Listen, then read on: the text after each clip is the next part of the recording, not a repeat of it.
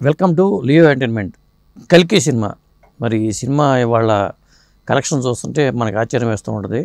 మరి ఈ సినిమా వెనకాల 24 క్రాఫ్ట్స్లో చాలామంది చాలా రకాలుగా కష్టపడ్డారు. ముఖ్యంగా ఆ కాస్ట్యూమ్ పరంగా చూసుకుంటే చాలా ప్రత్యేకత ఉంది ఈ సినిమాకి. మరి దీనికి దాదాపు 200 మంది కాస్ట్యూమర్స్ పనిచేశారని చెప్పి అంటున్నారు. ఆ విషయాలను తెలుసుకోవడానికి కాస్ట్యూమ్ మాస్టర్ మరి మురళీకృష్ణ గారు మనతో ఉన్నారు. నమస్తే అండి. నమస్తే. ఇప్పుడు ఈ సినిమా ముఖ్యంగా ఈ సినిమాలో ప్రభాస్ వేసిన డ్రెస్ అయితే అసలు దాని మీద రకరకాల వార్తలు వస్తున్నాయి. ముఖ్యంగా ముందు మనం ఆ డ్రెస్ గురించి మాట్లాడదాం. సార్, అసలు ఆ డ్రెస్ మీ చేశారా, ఎవరు చేశారు? అది ఆ డ్రెస్ అన్నది ప్రభాస్ గారిది ప్రత్యేకమైనటువంటి డిజైనింగ్ చేయించి చాలా ఆలోచన చేసి మరి చేయించారండి. ఆ డ్రెస్కి సంబంధించినటువంటి డిజైనర్ అమెరికా నుంచి వచ్చారా? అమెరికా నుంచి డిజైనర్స్ వచ్చారు. వాళ్ళు కూడా షెడ్యూల్కి వచ్చేవాళ్ళు. అయితే ఆ డ్రెస్ అన్నది సాధారణంగా మనం కొంటే దొరికేటువంటి మెటీరియల్ కాదు, ఇక్కడ దొరకదు. అంటే మనం మెటీరియల్ అని అంటే ఒక క్లాత్ షాప్లో కొనుక్కొచ్చుకొని కుట్టొచ్చు. ఆ టైప్ ఆఫ్ మెటీరియల్స్ తోటి కాదు, కాకుండా అక్కడ నుంచి రా మెటీరియల్స్ కొన్ని తెప్పించి ఫస్ట్ క్లాత్ తయారు చేశారండి. దానికి సంబంధించినటువంటి రా మెటీరియల్తో క్లాత్ అంటే అదొక పొరలా ఉంటుంది. క్లాత్ అంటే క్లాత్ అని చెప్పలేము. దాన్ని తయారు చేశారు. దాన్ని ఇంకొకటి ఏంటంటే ప్రభాస్ గారు బాడీ ఏదైతే ఉందో ఆయన పర్సనాలిటీ మొత్తం కూడా మెజర్మెంట్ పాయింట్ టు పాయింట్ ఒక డై తీస్తారు ఆయన సైజ్కి. డై అంటే ఇప్పుడు ఆయనది ఒక విగ్రహం చేయాలనుకోండి, కరెక్ట్గా ఆయన ఉన్న సెంటీమీటర్లతో లెక్కేసి ఆయన ఉన్న హైటు ఆయన మెజర్మెంట్ది డై తీస్తారండి. ఒక మోల్డ్ లాగా తీసి ఈ మెటీరియల్స్ అన్ని కూడా అందులో పోసేసి ఫస్ట్ ఆ పొరలాగా ఒక కవచం లాగా తయారు చేస్తారు డైని. ఆ డై చేసిన తర్వాత ఈ ఆయన మనం సినిమాలో చూసినటువంటి డ్రెస్సు ఏదైతే ఉందో ఆ డ్రెస్ని తర్వాత ఆ మెటీరియల్తో ఈ డై మీద వేసి చేస్తారు ఆయన సైజుకి. చేసిన తర్వాత ఇప్పుడు దాని మీద చాలా ఉంటాయి పెయింటింగ్లు ఉన్నాయి, ప్లస్ కొన్ని ఇట్లాగా ప్యాచ్ లాగా అంటించి ఉంటాయి పైన.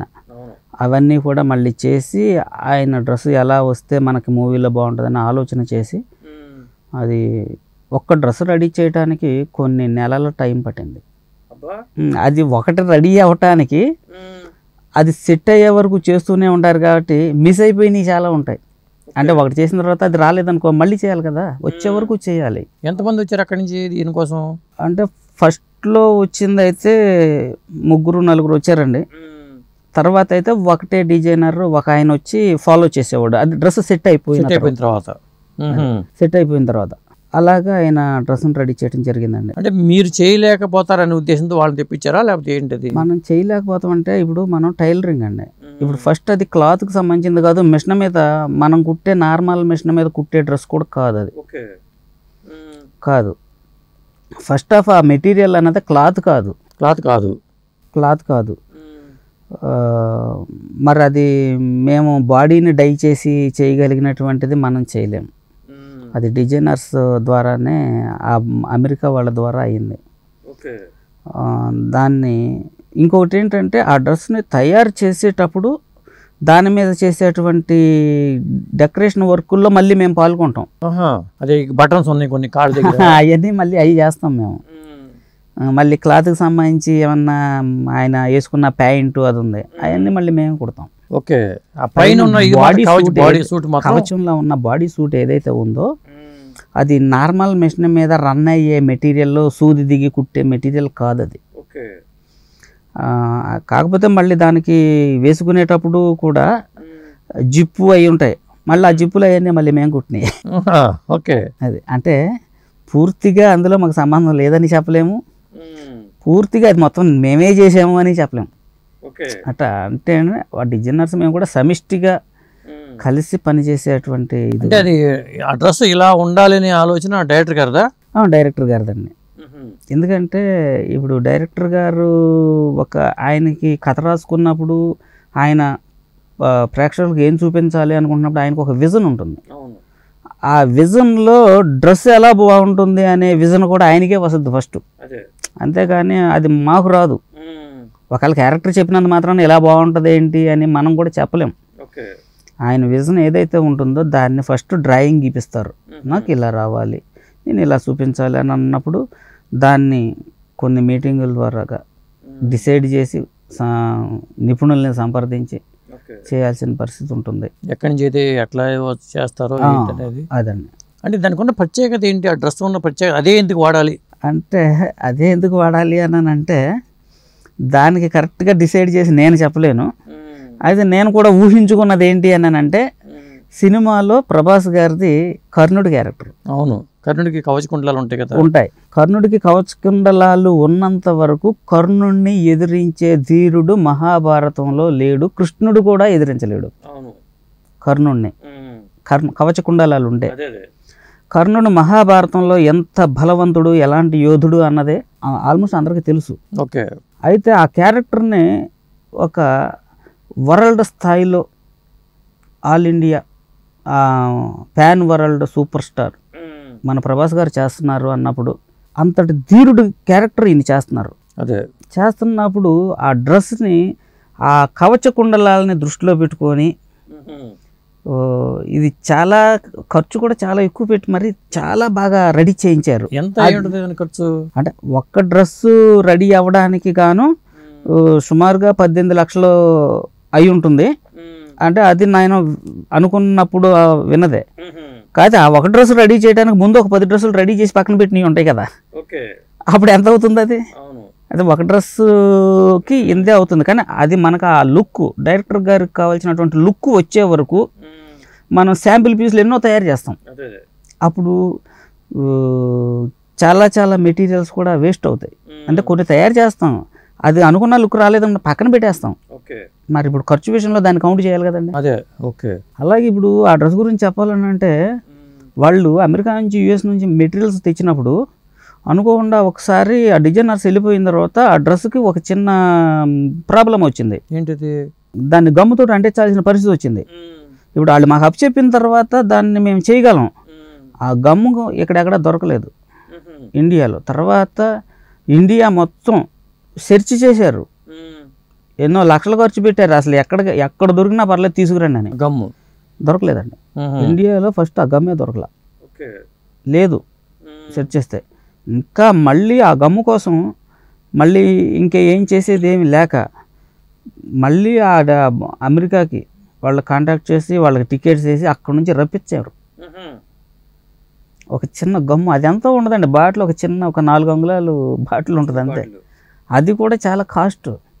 తర్వాత ఇక అప్పుడు ఏం చేశారంటే వాళ్ళు కూడా మాకు ఆ గమ్ము బాటిల్స్ మళ్ళీ మాకు కూడా తెచ్చి సేఫ్టీగా మా దగ్గర మళ్ళీ ఎక్స్ట్రా తెచ్చి ఇచ్చి వెళ్ళారు. రెండోసారి ఆ ప్రాబ్లం రాలేదండి. అదే అంత చాలా కేర్ తీసుకొని చాలా ప్లానెడ్గా ఆ డ్రెస్సు రెడీ చేశారు. ఇంకొక విషయం ఏంటంటే ప్రభాస్ గారు డ్రెస్సు ఆయన వేసుకొని తీసిన తర్వాత అది ఏసీలో పెట్టాలి ప్రతిరోజు. ఏసీలో పెట్టకపోతే డ్రెస్సు మెల్ట్ అయిపోద్ది, పాడైపోద్ది, మెల్ట్ అయిపోద్ది. ఆ మెటీరియల్ అలాగ తయారు చేశారు. మళ్ళీ ఆయన వేసుకోవాలి, బాడీ మీద వేసుకున్నప్పుడు ఏంటనంటే ఆయనకి లోపల గాలి ఆడాలి. అయితే గాలి ఆడాలి. కాకపోతే ఈ విషయంలో ఆ డ్రెస్ నా మెటీరియల్ మేము చూసినప్పుడు అనుకున్నాను, ప్రభాస్ గారు ఆ డ్రెస్ వేసుకున్నప్పుడు పాపం ఆయనకి ఎంత లోపల ఎలాగ ఫీల్ అయ్యారో. మరి ఆ వేసుకున్నది ఆయన కాబట్టి ఆయన పాపం ఎవ్వరికి చెప్పలేదు. కానీ ఆ డ్రెస్ వేసుకోవడం ఒక రకంగా ఎక్కువ టైం ఉండలేం వేసుకుంటే, బాడీ హీట్ వచ్చేస్తుంది. బరువు ఉంది, అది చాలా బరువు ఉంటుందండి. ఒక 3 కేజీల పైన ఉంటుంది, చాలా వెయిట్ ఉంటుందండి. ఆ హ్యాంగర్లో పట్టుకొని మేము ఇలా పట్టుకుంటాం కదా, హ్యాంగర్ తగిలిస్తాం కదా, హ్యాంగర్ వంగిపోయి జారి పడిపోతుంటుంది. దాన్ని చాలా పకడ్బందీగా పెట్టేవాళ్ళం, డైలీ ఏసీలో పెట్టేవాళ్ళం. ఇప్పుడు వేసాకాలం వచ్చినప్పుడు భయంకరమైన వేసాకాలం ఉంటుంది. అలాంటి సందర్భాల్లో డ్రెస్ పాడైపోతుంది. డ్రెస్ పాడైపోయిందంటే మళ్ళీ ఇక్కడ షూటింగ్కి ప్రాబ్లం అవుతుంది. అయితే ఆ డ్రెస్ అని అంటే ఒకటే డ్రెస్ ఏం తయారు చేయరు, ఒక 4-5 డ్రెస్సులు 6 డ్రెస్సుల దాకా తయారు చేశారు. అలాంటివి వాటి కోసమే 2-3 కోట్లు అయిందన్నారు. అయిందండి. మరి అదే తక్కువ అని అనుకుంటాం కానీ ఇప్పుడు కోట్లలోనే అయింది. ఓకే. ఇప్పుడు ఆ పాత్ర కర్ణుడు అనేది మీకు ముందే తెలుసా? అంటే మాకు తెలియదండి. తెలీదు, ఏదో చేస్తున్నారు మనం చేస్తున్నాం అంతేగాని. అంటే ఇప్పుడు నేను వచ్చేసి ఒక కాస్ట్యూమర్గా ఒక చిన్న టెక్నీషియన్. వాళ్ళు కథని ఏం చేస్తున్నారు అనే విషయం అనేది మేము అడగం ఫస్ట్. ఓకే. First half. కొన్ని సందర్భాల్లో కొన్ని క్యారెక్టర్లు ఏంటి అని అంటే హీరో అన్నప్పుడు హీరో, ఈయన విలను అన్నప్పుడు వాళ్ళ పేర్లతో సహా తెలుస్తాయి. గెస్ చేయగలిగితే ఈ పాత్రలు ఇవి అన్న విషయం తెలుసుద్ది. ఆయన కర్ణుడి క్యారెక్టర్ చేస్తున్నారని సినిమా అయిపోయే ముందు లాస్ట్లో తెలిసింది నాకు. అప్పుడు నేను గెస్ చేయగలిగా. ఓకే, ఎట్లా గెస్ చేశారు అంటే అది ఆయన యొక్క నడవడికను ఇదంతా చూస్తే దాన్ని పోలి ఉంది. మహాభారతంలోంచి టచ్ చేశారు అనే విషయం 3 సంవత్సరాల తర్వాత నేను గెస్ చేయగలిగాను, కానీ కనీసం నేను అడగలేదు. అంటే మనకు అనవసరం కదా, అడగకూడదు కదా, మనకెందుకు అడగకూడదు కూడా. అది ఒకటి అర్థమైంది. అది జస్ట్ నాకు పర్సనల్గా అర్థమైంది తప్ప నేను ఎవరితోనూ సంప్రదించలేదు, ఎవరిని అడగలేదు.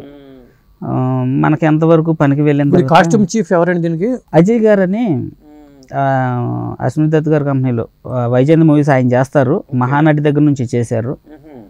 అయితే ఈ సినిమాకి ఒక మంచి మాస్టర్ కావాలి, మనకి టాలెంట్గా ఉండాలి అనే ఉద్దేశంతో నన్ను సంప్రదించి ఆయన నన్ను ఆ బ్యానర్లో పెట్టడం జరిగింది. ఇంకా అక్కడి నుంచి తర్వాత వర్క్ చేస్తున్నప్పుడు అందరూ చూడటం, ఓహో మనకు మాస్టర్ ఈయన ఉన్నారని. తర్వాత స్వప్న మేడం గారికి కూడా పరిచయం కావటం, ఆవిడ కూడా మాస్టర్ దీంట్లో ఇన్వాల్వ్ అయ్యేవాళ్ళ షూటింగ్ విషయంలో. అసలు ఫస్ట్ స్వప్న గారి గురించి చెప్పాలండి. స్వప్న మేడం గారికి అన్ని డిపార్ట్మెంట్ల మీద కూడా మంచి పట్టు ఉంది, మంచి అవగాహన ఉందండి, మంచి నాలెడ్జ్ ఉంది. డిజైనర్స్ 10 మంది ఉన్నారండి. అంటే బొంబాయి వాళ్ళు ఒక 5గురు, అలాగా లోకల్ మన హైదరాబాద్ వాళ్ళు ఒక 5గురు ఉన్నారు. అమెరికా నుంచి ఉన్నారు. వాళ్ళు వచ్చి హీరో డ్రెస్ వరకు చూసుకొని పని చేపించి వెళ్ళిపోయాళ్ళు. కానీ ఈ డిజైనర్స్ ఎంత డిజైన్ చేసినా ఏం చేసినా స్వప్న మేడం గారు కూడా చూసుకొని, అంటే మేడం గారికి వాళ్ళకి క్యారెక్టర్ గురించి వాళ్ళకి ముందే కథ అన్నీ తెలుసు కాబట్టి వాళ్ళ లుక్ ఇలా రావాలి అనే ఒక అవగాహన వారికి ఉంది కాబట్టి మా దగ్గరికి వచ్చినప్పుడు స్వప్న గారు చెప్పారు, అరే దీన్ని ఎలా రావాలి, దీన్ని ఎలా చేయండి అని ఎక్స్ప్లెయిన్ చేసేవాళ్ళు. ఇక్కడ ఫైనల్ డిసిషన్ అనేది స్వప్న మేడం గారిదే. ఆవిడ ఓకే అన్న తర్వాతనే సెట్స్ పైకి వెళ్ళి చేసేవాళ్ళం. అవసరం అయితే ఒక లుక్ కోసం 4-5 లుక్కులు చేసేవాళ్ళం అండి. ఇది బాగోలేదు, మనం అనుకున్నట్టు రాలేదంటే సరే ఎంతకాలం పనిచేశారు ఈ సినిమా కోసం? కాస్ట్యూమ్ అదే 3 సంవత్సరాలుగా పనిచేసామండి. దాదాపుగా ప్రతి షెడ్యూల్కి కూడా ప్రతిరోజు కూడా ఒక 15 మంది కాస్ట్యూమర్ల లొకేషన్లో ఉండేవాళ్ళు కంపల్సరిగా. ఇప్పుడు బ్యాక్గ్రౌండ్ ఆర్టిస్టులు, చిన్న జూనియర్ ఆర్టిస్టులు, వీళ్ళకి కూడా డ్రెస్సులు వేసి జనాభా కనిపిస్తారు కదా, వాటికి సంబంధించిన కూడా ఇందులో నార్మల్ డ్రెస్సులు, నార్మల్ బట్టలు వేయడానికి కుదరదు. అవి కూడా ప్రత్యేకంగా తయారు చేసినటువంటివే. వాళ్ళు చిన్న స్థాయి ఆర్టిస్టులు కావచ్చు, ఖర్చు పెద్ద స్థాయిలోనే అయ్యింది. చాలా అండి, చెప్పలేము. అసలు ఆ డ్రెస్సుల్ని ఎంత కాపాడవలసి వచ్చేదని అంటే కొన్ని క్లాతులు కొనుక్కొచ్చేసేసి దాన్ని డైయింగ్ చేసేవాళ్ళం. డైయింగ్ చేసిన తర్వాత దాన్ని ఏజింగ్ చేసేవాళ్ళం, మళ్ళీ అరగదీసేవాళ్ళం క్లాత్ని. అంటే ఇదంతా ఎలా జరుగుతానంటే ఇక్కడ తీస్తున్నటువంటి సినిమా ఒక డిఫరెంట్ అండి, సాధారణమైనటువంటి సినిమా కాదు, నార్మల్ సినిమా కాదు స్క్రీన్ అనేది. ఈ కెమెరాకి ఆ లెన్స్ పెట్టినప్పుడు ఆ లైటింగ్కి ఈ క్లాత్ షైనింగ్లు ఇవన్నీ ఎలా వస్తాయి. ఫస్ట్ ఆర్టిస్టు బాడీ మీద ఈ డ్రెస్ పడ్డప్పుడు ఆ లుక్ మనకు ఎలా రావాలి, అది ఎంతవరకు మనకు ఆ లుక్ ఆకర్షణీయంగా కనిపించాలి అని అంటే ఫస్ట్ క్లాత్ని దానికి అనుకూలంగా తయారు చేయాలి. తెచ్చిన క్లాత్ని అనేక రకాలుగా డైయింగ్ చేయటం, ఏజింగ్లు చేయటం, దానికి స్ప్రేలు కొట్టడం, పెయింటింగ్లు కొట్టడం, చాలా. అంటే కాస్ట్యూమర్స్గా అంటే ఇవన్నీ మాకు ఆర్ట్ డిపార్ట్మెంట్ వాళ్ళు కూడా సహకారంతో మా కాస్ట్యూమ్ ఆర్ట్ డిపార్ట్మెంట్ కూడా మీకు కోఆపరేట్ చేయాలి. మా కోసం 4-5 మనుషుల్ని డైలీ పెట్టేవాళ్ళు. వాళ్ళు ఏంటంటే ఆర్ట్ డిపార్ట్మెంట్ పని వచ్చిన వాళ్ళు కానీ కాస్ట్యూమ్స్ వాళ్ళ దగ్గర పనిచేసేవాళ్ళు. అంటే మేమేం చేసేవాళ్ళం, క్లాత్ తీసుకొచ్చేసి దీనికి పెయింటింగ్ చేయండి, దీన్ని ఏజింగ్ చేయండి, మనకి దీని లుక్ ఇలా రావాలని వాళ్ళు ఎవరు పని చేసేది. కార్పెంటర్లు ఉంటారు, కార్పెంటర్లు కూడా కాస్ట్యూమ్స్ పని చేశారు. ఆ కాస్ట్యూమ్స్ పని అంటే ఇప్పుడు మరి అది ఇప్పుడు షూలు ఉన్నాయి, ఆ షూ కొనడానికి మనం 10,000-5,000 పెట్టి కొన్నాం. ఆ జూనియర్ ఆర్టిస్టులకి, చిన్న ఆర్టిస్టులకి వేసినవి కూడా వాటిలన్నింటినీ కూడా లుక్ను మార్చేయాలి. ఆ లెదర్ వర్కర్స్ వస్తారు, అదంతా ఎవరు చేయాలి? మరి వాళ్ళే చేయాలి. మేము వాళ్ళతో చేయించేవాళ్ళం. ఇప్పుడు దానిలో రైడర్స్ డ్రెస్సులు వచ్చాయండి. రైడర్స్ డ్రెస్సులు ఉన్నాయి కదా, అవన్నీ కూడా ఏంటి అని అంటే ఆ మెటీరియల్ మన నార్మల్గా జనరల్గా కుట్టే మిషన్ల మీద నడవదు. ఆ బాడీ సూట్ వరకు మనం బొంబాయిలో రెడీ చేయించారు. దానిపైన ఉన్నటువంటి ఇలాగ ఉంటాయి కదా, అవన్నీ కూడా మేం చేసాం. అవన్నీ అంటించడం. అలాగే శంబలాలో ఉండే వాళ్ళు ఒక రకంగా ఉన్నారు. అది డిఫరెంట్ అండి. మళ్ళీ అక్కడ శంబాలాలో వచ్చేపాటికి వాళ్ళ గెటప్పులు, వాళ్ళ డ్రెస్సు, అదంతా కూడా ఆ వేరియేషన్ వేరే అండి. అదండి మొత్తం చాలా ఉంది దీని వెనకాల కథ. చాలా ఉందండి. అసలు ఇదంతా కూడా ఏంటి అని అంటే దీని గొప్పతనం ఇదంతా కూడా డైరెక్టర్ గారు, ప్రొడ్యూసర్ గారు గొప్పతనం. ఇది మన స్వప్న మేడం గారి గొప్పతనం అండి. ఎందుకంటే అంత ఖర్చుని ప్రియాంక గారు వచ్చేవాళ్ళు కదా. ప్రియాంక గారు ఎందుకు లేరండి? ప్రియాంక గారు కూడా అందరం చూసుకునే వాళ్ళు. అయితే ఇప్పుడు స్వప్న మేడం గారు మా కాస్ట్యూమ్స్ని చూసేవాళ్ళు కాబట్టి స్వప్న మేడం గారి గురించి చెప్తున్నా. ప్రియాంక మేడం గారు కాస్ట్యూమ్స్ని పెద్దగా చూసేవారు కాదు, ఆర్ట్ డిపార్ట్మెంట్ని చూసుకునేవాళ్ళు. ప్రియాంక మేడం గారు కూడా లొకేషన్లో అందరినీ చాలా అన్ని డిపార్ట్మెంట్లు చూస్తారు, వారికి కూడా మంచి అవగాహన ఉంది. ఇప్పుడు స్వప్న మేడం గారి కంటే కాస్ట్యూమ్స్ మీద ఎలాగా నేను మంచి అవగాహన ఉందని చెప్పాను, ప్రియాంక మేడం గారికి ఆర్ట్ డిపార్ట్మెంట్ మీద అలాగా ఉంది. ఆర్ట్ డిపార్ట్మెంట్లో ఎవరెవరు బాగా పనిచేశారు యాక్టివ్గా? చీఫ్ ఎవరు అంటే చీఫ్ అనేది ఆర్ట్ డైరెక్టర్లు ఉన్నారండి. మొత్తం 4-5 ఉన్నారు, టీములుగా ఉన్నారు. అంటే వాళ్ళు ఏంటంటే ఎవరికి ఇచ్చినటువంటి పార్ట్ని వాళ్ళు ఫినిష్ చేస్తారండి, ఒకరనేది కాదు వీటిలో. అయితే ఇందులో ప్రభాస్ గారు చెల్లెలు గారు ప్రకీర్తి మేడం గారు ఉన్నారు, అంటే కృష్ణరాజు గారు అమ్మాయి. అట్లాగా వారు కూడా ఆర్ట్ డిపార్ట్మెంట్లో, ఆర్ట్ డైరెక్షన్ డిపార్ట్మెంట్లో వర్క్ చేశారు. మాకు ఆర్ట్ డిపార్ట్మెంట్ వాళ్ళతో మాకు ఏదన్నా హెల్ప్ కావాలన్నా, పోనీ కాస్ట్యూమ్ వాళ్ళతోటి ఆర్ట్ డిపార్ట్మెంట్ వాళ్ళకి హెల్ప్ కావాలన్నా ప్రకీర్తి మేడం గారే మమ్మల్ని డీల్ చేసేవాళ్ళు.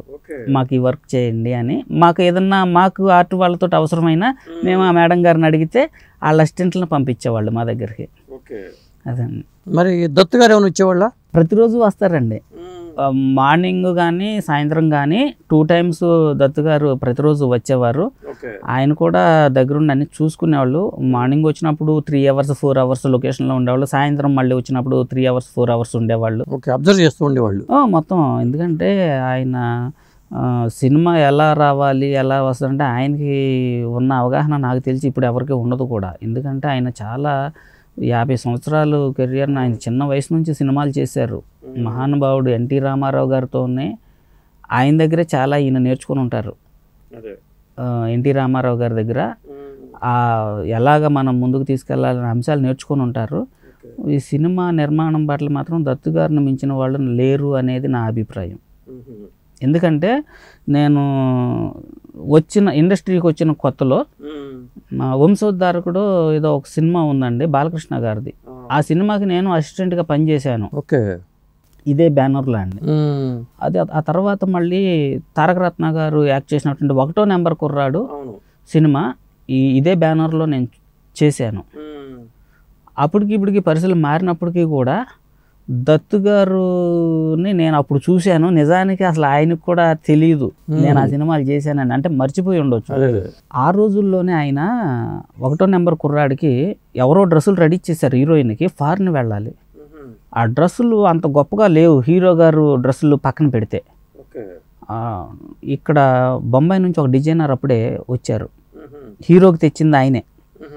వెంటనే ఒక్క డ్రెస్ రెడీ చేయగలవా అని అడిగారు. చేస్తానండి అన్నారు.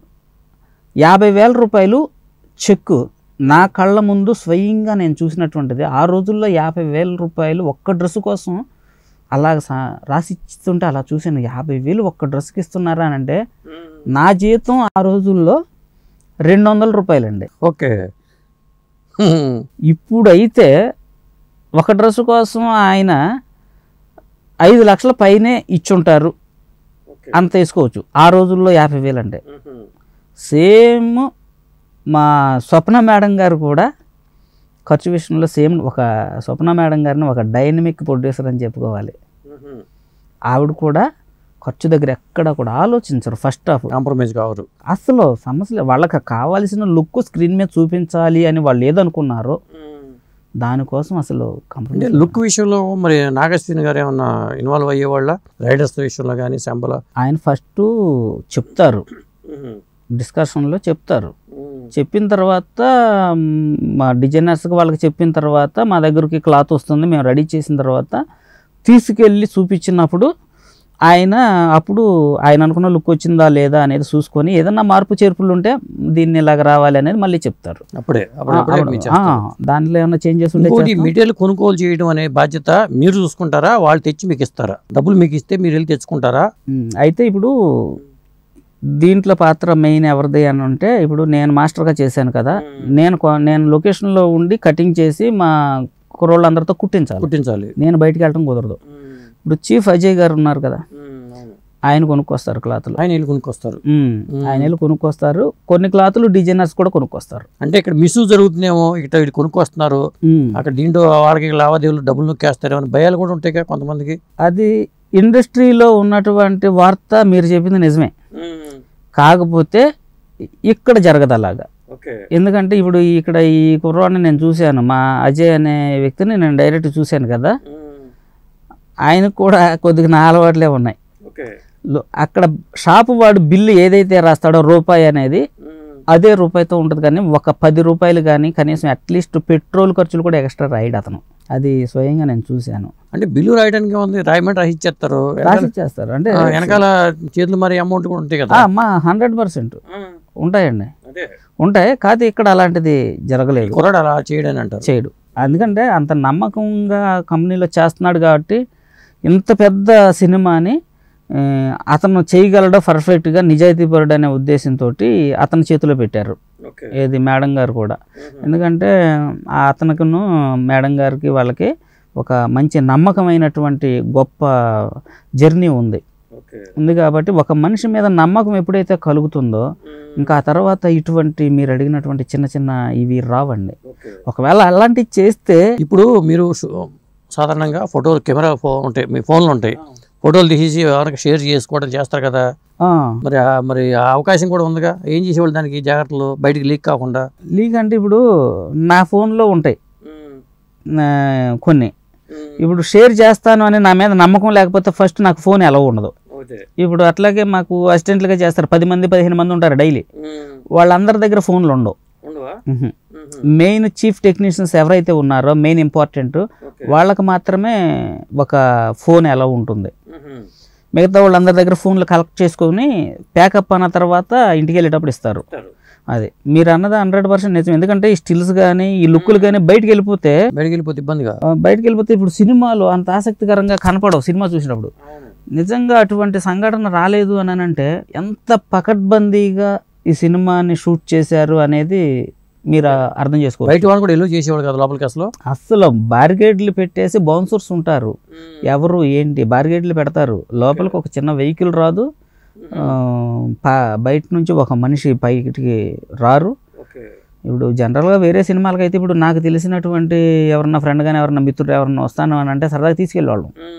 ఈ సినిమాకి సొంత వాళ్ళని కూడా ఒక లొకేషన్ చూడటానికి కూడా తీసుకెళ్ళలేనటువంటి పరిస్థితి. చెప్పేశారు ముందే ఎవరిని తీసుకురా చెప్పడం కాదు, అక్కడికి వెళ్తే అర్థమైపోతుంది. అది ఇంకొకటి ఏంటంటే ఒక పని మీదే ధ్యాస, పనే బాధ్యతగా చేయాలనుకునే వ్యక్తికి ఈ బాధ్యత కూడా తెలుసుద్ది. మన సినిమా సక్సెస్ అయితే వీళ్ళు రేపు పొద్దున ఇంకా 10 సినిమాలు తీస్తే ఇంకా కొన్ని వేలాది మంది బ్రతుకుతారు. అలాగ బట్టబయలు చేసి ముందుగానే లీకులు చేయడం అనేది అది మంచి పద్ధతి కాదు. అది నిజమైన వర్కర్ అయితే అలా చేయడు. ఇప్పుడు నా ఫోన్ ఉంది, నాకు ఏదన్నా లుక్ గురించి చెప్పినప్పుడు రిఫరెన్స్ ఏదన్నా పంపించినప్పుడు చూసుకునేవాడిని తప్ప ఆ వర్క్లో పడిపోయిన తర్వాత ఫోన్ పక్కన అసలు ఫోన్లే పెద్దగా యూజ్ ఉండదండి. అదే ఇంకా ఈ సినిమాకి సంబంధించిన మీ కాస్ట్యూమ్ పరమైన అనుభవాలు ఏమన్నా? ఈ సినిమాకి ఒక్కొక్క ఆర్టిస్ట్కి ఒక్కొక్క డ్రెస్ రెడీ చేస్తున్నప్పుడు ప్రతిదీ కూడా మంచి అనుభవాలేనండి. ఇంకొకటి మెయిన్గా చెప్పుకోవాలంటే ప్రభాస్ గారు లాంటి ఒక సూపర్ స్టార్, పెద్ద హీరో, రెబల్ స్టార్, ఆయనతో చేయటం అనేది గ్రేట్ ఎక్స్పీరియన్స్. ఆయన గురించి చెప్పాలి, ఎలా ఉంటాడు ఆయన, ఒకటే మాట చెప్పగలను. ఫస్ట్ ఆఫ్ ఏంటంటే అటువంటి గొప్ప వ్యక్తుల గురించి నాలాంటి సాధారణమైన మనిషి గొప్ప అని చెబితే దానికి వాల్యూ ఉండదండి. అటువంటి గొప్ప వ్యక్తి పక్కన ఆయన సినిమాకి నేను పని చేసుకోవటం అని అంటే ఆ గొప్పతనం నాకు కూడా పెరుగుతుంది. అంతేకాని నాలాంటి వాళ్ళ వలన ఆయనకు గొప్పతనం రాదు. ఆల్రెడీ ఆయన చాలా ఒకటే మాటలో చెప్తా, ఒక మనసున్న మహారాజు. అదే సినిమాకి వేలాది మంది పని చేస్తే సినిమా అయిపోయిన తర్వాత వాళ్ళందరి పేర్లు తీసుకొని ఆయన గిఫ్ట్ రూపంలో ఆయన అనుకున్నది కొంత అమౌంట్ అందరికీ డైరెక్ట్గా ఇందులో బ్యాంకులో వేశారు. నిజమా? అవునండి. మొత్తం ఆ టీంకి? ఒక టీం కాదు, ఆయన టీంకి కాదు, సినిమా చేసిన ఆల్ టెక్నీషియన్స్ వేలాది మంది చేస్తే ఆయన మరి దాన్ని సాధారణమైనటువంటి విషయం అండి. 25 సంవత్సరాలు అవుతుంది. నేను 98లో ఫిల్మ్ ఇండస్ట్రీకి వచ్చా. ఇప్పటి వరకు ఇలాంటి హీరోని నేను చూడాల. ఇంకోటి ఏంటంటే ఆయన భోజనం పెట్టే విషయంలో కూడా చాలా పెద్ద మనసుతో చేస్తారు అందరికీ అని అంటూ ఉంటారు. అది జగమెరిగిన సత్యం అండి. అది నిజంగా మహానుభావుడు ఆయన ప్రభాస్ గారు. అంతే కాకుండా సినిమా ప్రొడక్షన్ అనేది సినిమా ప్రొడ్యూసర్ పెడతారు. ఆయన ఏదన్నా మహా అయితే సినిమాకి సంబంధించి జనరల్గా ఏదైనా ఒక పార్టీ లాగా ఇస్తారు వర్కర్లందరికీ. ఆ రోజు చాలా గొప్పగా ఎన్నో రకాలతో పెడతారు. కాకపోతే సినిమాకి కూడా ఇక్కడ స్వప్న మేడం గారు అదే రేంజ్లో ప్రతిరోజు పెట్టారండి. అట్లాగా? అదండి గొప్ప విషయం. అది ప్రొడ్యూసర్ గారు ఇన్ని రకాల ఐటమ్స్, ఎన్ని రకాలు, ఏదన్నా ఒకటి తింటే అర్రే అది నేను టేస్ట్ చేయలేకపోయాను అని మిస్ అయిపోయామనే ఫీలింగ్ ఉండేది. ఒక కోటీశ్వరుల ఇంటికి వెళ్తే ఒక బొఫే సిస్టంలో సాధారణంగా పెద్ద పెద్ద వాళ్ళకి ఒక భోజనం, చిన్న చిన్న వాళ్ళకి ఒక భోజనం అంటూ ఉంటారు. అదేనండి. అది బయట ప్రతి సినిమాకి అదే జరుగుతుంది. ఈ సినిమాకి అలా కాదండి. స్వప్న మేడం గారు ఎలా భోజనం పెట్టారు అన్నానంటే బొఫే సిస్టంలో ఒక పెద్ద కోటీశ్వరులు ఇంటికి వెళ్తే అక్కడ ఒక 20 రకాల ఐటమ్స్ బొఫే సిస్టంలో ఉంటే ఎవరికి నచ్చింది వాళ్ళే వేసుకొని తినొచ్చు. అది టెక్నీషియన్స్ చిన్న చిన్న వర్కర్లకు కూడా అవకాశం స్వప్న మేడం గారు ఇచ్చారంటే అన్నపూర్ణాదేవి ఈవిడ అని అనుకోవాలి. ఎందుకంటే నిజంగా 25 సంవత్సరాల కెరియర్లో ఇలా పెట్టిన ప్రొడ్యూసర్ని నేను చూడలేదండి. కాశీ చూపించారు కాబట్టి కాశీ అన్నపూర్ణ అనుకోవాలి ఆవిడని. అంతే అనుకోవాలండి, అంతే అనుకోవాలి. ఇంకోటి అసలు ఇందులో ఐటమ్స్ చేస్తే మీరు ఆశ్చర్యపోతారు. ఏమన్నా డ్రింకుల విషయంలోకి వస్తే థమ్స్అప్ ఉంటుంది డైలీ, ఫాంటాలు ఈ జనరల్ ఐటమ్. అవి పక్కన పెడితే రెడ్ బుల్ అండి ఎనర్జీ డ్రింక్. అది తక్కువ కాస్ట్ అండి. అవును. పోనీ మాని స్టోర్ ఇలాంటివి ఎనర్జీ డ్రింక్స్ అది కూడా ఈ టెక్నీషియన్స్కి ఇచ్చేవాళ్ళు. ఇంకోటి నూడిల్స్, ఇది ఫాస్ట్ ఫుడ్ ఐటమ్స్ అన్నమాట. నూడిల్స్ ఉంటాయి, రాత్రిపూట భోజనం ఒకటే పెడతారు ఎవరైనా.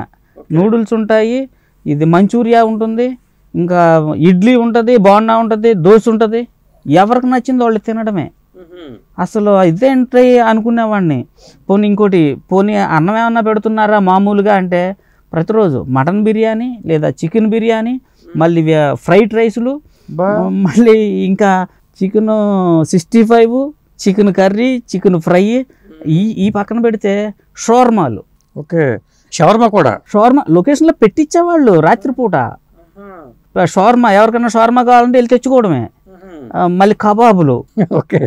ఈ రకంగా పెట్టారు అని అంటే ప్రభాస్ గారు ఏ రకంగా భోజనం బాగా పెడతారంటగానే ఇది ఉందో, ఆయన ఇమేజ్కి ఎక్కడ కూడా ప్రభాస్ గారు సినిమా చేస్తున్నాము అని అంటే ప్రభాస్ గారు సినిమాకి వెళ్తేనే ఈ ఫుడ్ దొరుకుద్ది అనుకునేలాగా పెట్టారండి. అది మామూలుగా సాధారణంగా చెప్పే మాట కూడా కాదు. అదే చాలా గొప్ప మనసున్న. ఇందాక మీరు అన్నారు ప్రభాస్ గారు అందరికి తల ఒక అమౌంట్ వేశారన్నారు. ఆ అమౌంట్ ఎంత వేసి ఉంటారు అంటే 10,000 చొప్పున వేశారండి. అది మరి మాటల 10,000 చొప్పున ఎంతమంది? వేలాది మంది పనిచేసాం. వేలాది మంది పనిచేశారు. అసలు ఇంకొకటి ఏంటంటే ఏ డిపార్ట్మెంట్లో 3 సంవత్సరాలు కష్టపడి ఎంతమంది పనిచేశారో వాళ్ళందరూ ఫోన్ నెంబరు వాళ్ళందరి అకౌంట్లో సేకరించారు. ఆయన తీసుకొని సినిమా అయిపోయిన తర్వాత అందరికీ షేర్ చేయటం అనేది సాధారణమైన విషయం కాదు. నేను కూడా ఎంతోమంది హీరోయిన్లకి ఎంతోమంది హీరోలకి పనిచేశాను, కానీ ఏ రోజున కూడా అంటే వాళ్ళు మనం పని చేస్తూ ఉంటే అబ్బా చాలా బాగా చేసావు నాన్న, నీలాంటి వాడు నా దగ్గర ఉండాలని ఇంకొంచెం 2 మంచి మాటలు చెప్పి ఎక్కువ ఒళ్ళు వాచిపోయేదాకా పని చేయించుకున్నారు. కానీ కనీసం బస్ ఛార్జీలు ఇచ్చినటువంటి దిక్కుదేమానం లేదు. నేను మొదటిసారిగా ప్రభాస్ గారిని చూసా. అదే దీంట్లో ఈ సినిమాలో బాగా పేరు వచ్చింది లెజెండ్ అమితాబ్ బచ్చన్ అండి. మరి ఆయన చేసిన అశ్వత్థామ పాత్ర కానీ, అలాగే మరి కల్కిని మోసే దీపిక పడుకునే పాత్ర, వీళ్ళ గురించి వీళ్ళ డ్రెస్ మెటీరియల్ గురించి కానీ నేను అడగలేదు, అది కూడా చెప్పండి ఒకసారి. ఇప్పుడు అమితాబ్ బచ్చన్ గారు అంటే అసలు నేను పుట్టకముందే ఆయన super star, all India super star అండి.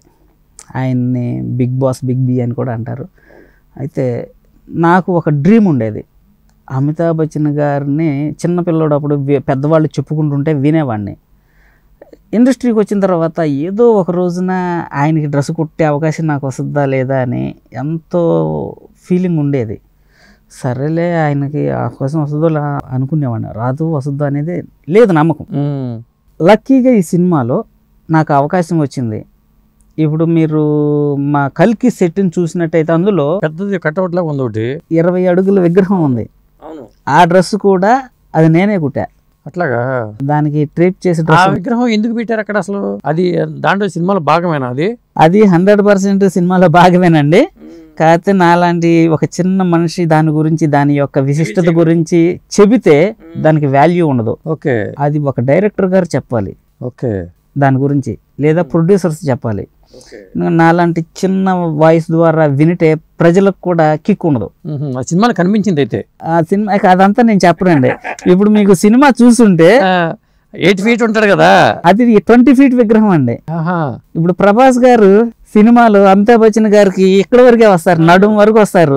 అమితాబ్ బచ్చన్ గారు డబుల్ ఉంటారు. మరి అవును, దాని మ్యాజిక్ ఏం చేశారు అనేది అది డైరెక్టర్ గారు చెబితేనే, ఆయన మాటల్లో వింటేనే మీకు ఆ కిక్ ఉంటుంది. కానీ సాధారణంగా నేను చెబితే అది అర్థమైంది కాబట్టి దాన్ని ఏం చేశారు అనేది నేను చెప్పను, దయచేసి ఏమనుకోవద్దు. సరే సరే, ఆ డ్రెస్ నేను కుట్టాను. అలాగే అమితాబ్ బచ్చన్ గారికి డ్రెస్ కుట్టడమే కాదు, ఆయనకు డ్రెస్ వేయడానికి కూడా నేను వెళ్ళాను.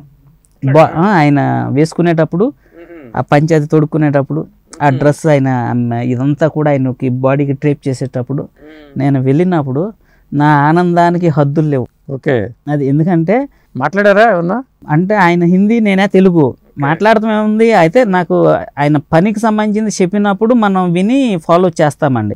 అంతేగాని మనం పర్సనల్ గానో లేకపోతే విడిగానో ఏదో అడిగి మాట్లాడే అంత స్టేజీ మనది కాదు. అంత మహానుభావుడిని మనం మాట్లాడితే అది మన వ్యక్తిత్వాన్ని కోల్పోతాం. ఒక పనివాడిగా నా లక్షణం కాదు అది. మనం వెళ్ళామా ఒక ఆర్టిస్ట్ దగ్గరికి, మన పని చేసుకున్నామా, వాళ్ళకి మన పని నచ్చినప్పుడు వాళ్ళు బాగా చేసేవని అప్రిషియేట్ చేస్తారు. ఆ సంతోషం వేరండి. మాకు అది మాత్రం చాలు. అంతకు మించి మనం ఆర్టిస్టులతోటి డిస్కషన్స్ వేస్ట్, అధిక ప్రసంగం చేయకూడదు పెద్దవాళ్ళ దగ్గర. ఎందుకంటే ఆయన వయసుకి, ఆయనటువంటి స్టార్కి, ఆ ఇమేజ్కి మాట్లాడే స్థాయి కాదు ఫస్ట్ మనది. అది చాలా గొప్ప విషయం. ఆ అమితాబ్ బచ్చన్ గారికి నేను ఆ డ్రెస్సులు అలా వేశాను అని అంటే నాకు నా జన్మ ధన్యమైంది. ఎందుకంటే అమితాబ్ బచ్చన్ గారు ఎంత గొప్ప మనసున్నటువంటి గొప్ప మహానుభావుడు అని అంటే, కరోనా క్రైసిస్ టైంలో, లాక్డౌన్ టైంలో యావత్ ఫిల్మ్ ఇండస్ట్రీకి, మన తెలుగు సినిమా పరిశ్రమకు కూడా 1500 రూపాయలు టోకెను బిగ్ బజార్లోకి వెళ్ళి గ్రాసరీ కోసం, ఆయన మన తెలుగు ఇండస్ట్రీ సంబంధం లేదు అయినా కూడా తెలుగు సినిమా కార్మికుల కోసం 24 డిపార్ట్మెంట్లలో వేలాది మంది జనాలు ఉంటే, ప్రతి ఒక్క యూనియన్కి కూడా, ప్రతి యూనియన్లో ఎంతమంది సభ్యులు ఉన్నారు అంతమందికి చేరాలి అని టోకెన్లు పంపించిన మహానుభావుడు అండి. ఆ టైంలో బయటికి వెళ్ళి మనం కొనుక్కోవడానికి ఇబ్బంది ఉండదు. కొన్ని నెలల పాటు లాక్డౌన్లో ఇరుక్కొని డబ్బులు లేకపోతే అన్నం పెట్టారు ఆయన. అటువంటి మహానుభావుడికి నేను పని చేయటం అని అంటే నాకు అంతకు మించినటువంటి సంతోషం లేదండి. దీపిక కూడా మీరే చేశారా? ఆ మేడం గారి డ్రెస్సులు కూడా మా దగ్గర రెడీ అయినాయండి. ఆ డ్రెస్సులు కూడా సేమ్ ఇందాక చెప్పినట్టుగానే క్లాతులు కొనుక్కొచ్చి దానికి అనుకూలంగా తయారు. లేడీస్ కూడా ఉంటారండి మీ డిపార్ట్మెంట్లో? మా డిపార్ట్మెంట్లో లేడీస్ ఉండరండి. లేడీస్ ఉండరు. కానీ ఇప్పుడు లేడీస్కి ఎవరికైనా శారీ ట్రేపింగ్ ఎలాంటివి చేయాలంటే శారీ ట్రేపర్లను వాళ్ళని పెడతామండి. ఎందుకంటే ఆ లేడీస్కి మేము వెళ్ళి డ్రెస్సులు వేయలేం. ఇప్పుడు అమితాబ్ బచ్చన్ గారి కంటే నేను డ్రెస్ వేయగలను, అలాగని లేడీస్కి మనం దగ్గరికి వెళ్ళమండి. శారీ డ్రేపర్ల ద్వారా వేస్తారు.